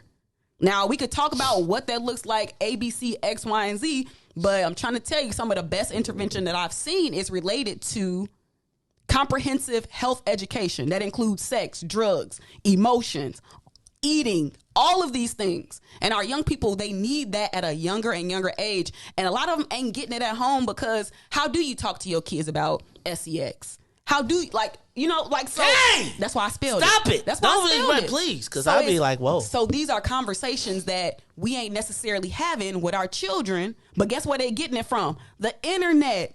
That's why all this stuff goes together. Like, should we shut the internet off for the kids? Can we take the kids off Instagram? Could we? You see, they doing it in China. Man, China ain't y'all playing pay with y'all. attention to some of the social changes that China are implementing. And they said you can't watch and play no video games neither. From Bitcoin down to the video games, y'all better pay attention to what China is doing to reshape their society, and y'all can, and it'll clue y'all in. And they getting rid of girly boys. From Bitcoin, they straight up getting ready to take y'all joints. They getting rid of they are getting rid of the private tutors. Like, they are regulating their society. Wait, private tutors? Yes. If China is regulating their private tutors to kind of level the playing field. So y'all can't be teaching them that crazy American stuff. Cause I'm just telling y'all, hey, y'all saw China was like, hey, ain't no more, what's the K-pop video boys? Ain't no more metrosexual in China. They building monsters. Meanwhile, hey, you know what I was thinking about puberty being so much younger too? You know how they say we adapt to society if we die younger? Then you remember like back in the day in agrarian societies, as I'm using agrarian societies because that's something Salim would say. But they would marry the girls off young because one, they didn't want to have to feed them, but two, because she might not live that long, so they wanted to get the babies out as quick as they could. I mean, this might be scientifically, like young girls are having their menstrual cycles earlier, particularly young black girls. And like, it ain't really something that I don't really see too many people really talking about it. Like, I talk about it with other like women and things like that, but that's something that we got to pay attention to, because if you can reproduce, Handmaid's Tale. It's 9:00. Don't be doing that to me. This is a lot for me. Okay. All right. So then on that note. It's a lot. On that note, I'm going to relieve the burden. We're going to take some of the pressure off. Riis, we need a steam valve that goes for real, so we can let the air out. All right, this is the Maze Jackson Show. We didn't cover nothing on this damn paper. Yes, we did. But I love when we have shows like this and they carry so strongly, because y'all done hung all the way to 154, all the way to the end. Wait, who won today? Who won between YouTube and Facebook? We can't see right now because YouTube probably done started tipping off. But I'm just curious. We're going to start doing this every day. This is the Maze Jackson Show. I am. No, you can't see it. They dropped off on us. All right, it's the Maze Jackson Show. Blessed be. Huh? 2? YouTube won again. Facebook, YouTube getting in y'all butts. Y'all better. Oh, let me not say that. I don't want that to be politically incorrect. YouTube has placed ahead of Facebook again. We will continue these conversations. This is the Maze Jackson Show. So for Maze and Riis and young Ruthie and her Poiple, is that Poiple? I am the host of the Maze Jackson Show, asking every single day, what's in it for the black people? And if you don't like it, you can still tell them. Maze said, we out of here. Peace. Let's get down to business and go ahead and address the facts, man. Lightfoot seems more lesbian than black. Rahm Emanuel's another case. He was just as tired. 50 closed schools left much to be desired. Police had Anjanette naked on that body cam. They suppressed the footage so it couldn't touch a lot of hands. Reminds me of that 16 shots in that cover-up. Hey, Von Roland, don't be around here saying, all right, folks, this is the people station. This is the people station. What you talking about around here? This is the people station. Need a prescription and plus a couple groceries. That's what I told you. I can always tell you if you're on the south side. If you're on the south side, they be like, what's in it for the black folks? So you can tell Ness what's in it for the black. It ain't never said what's in it for the black folks nowhere. Oh, nothing we got. But they be trying to call us folks. All right, y'all, it's the Maze Jackson Show. Peace. Government infested black neighborhoods with crack smoke. System that milked us so bad we got lactose. Still trying to find out what's in it for us black folks. We sing, dance, play ball, entertain, and crack jokes. Government infested black neighborhoods with crack smoke. System that milked us so bad we got lactose. Still trying to find out what's in it for us black folks. Shout out to Willie Wilson. Hope one day you get to send it. We need some different players in the game to handle business. Too many shady characters like Madigan and Blago. But when you really break it down, it's typical Chicago. City full of gangsters. That's what the land was built on. Same streets with hood legends, DNA get spilled on. Carjackers out here lurking, trying to get they steal on. Looking for a block to put them Hellcat wheels on. Let us give bogus appraisals a red line. Car crackers out here getting minimal fair time. And up the sealed carry, I stay with the pipe. But Illinois gun laws giving minimal rights. Stay up on the swivel, make sure I'm moving tight. Check all of my mirrors when I pull up to the light. Pick my homie up from out of town, man, he caught a flight. He was hella nervous, told him, shorty, this is a way of life. We sing, dance, play ball, entertain, and crack jokes. Government infested black neighborhoods with crack smoke. System the milk is so bad, we got lactose. Still trying to find out what's in it for us black folks. We sing, dance, play ball, entertain, and crack jokes. Government infested black neighborhoods with crack smoke. System the milk is so bad, we got lactose. Still trying to find out what's in it for us black folks.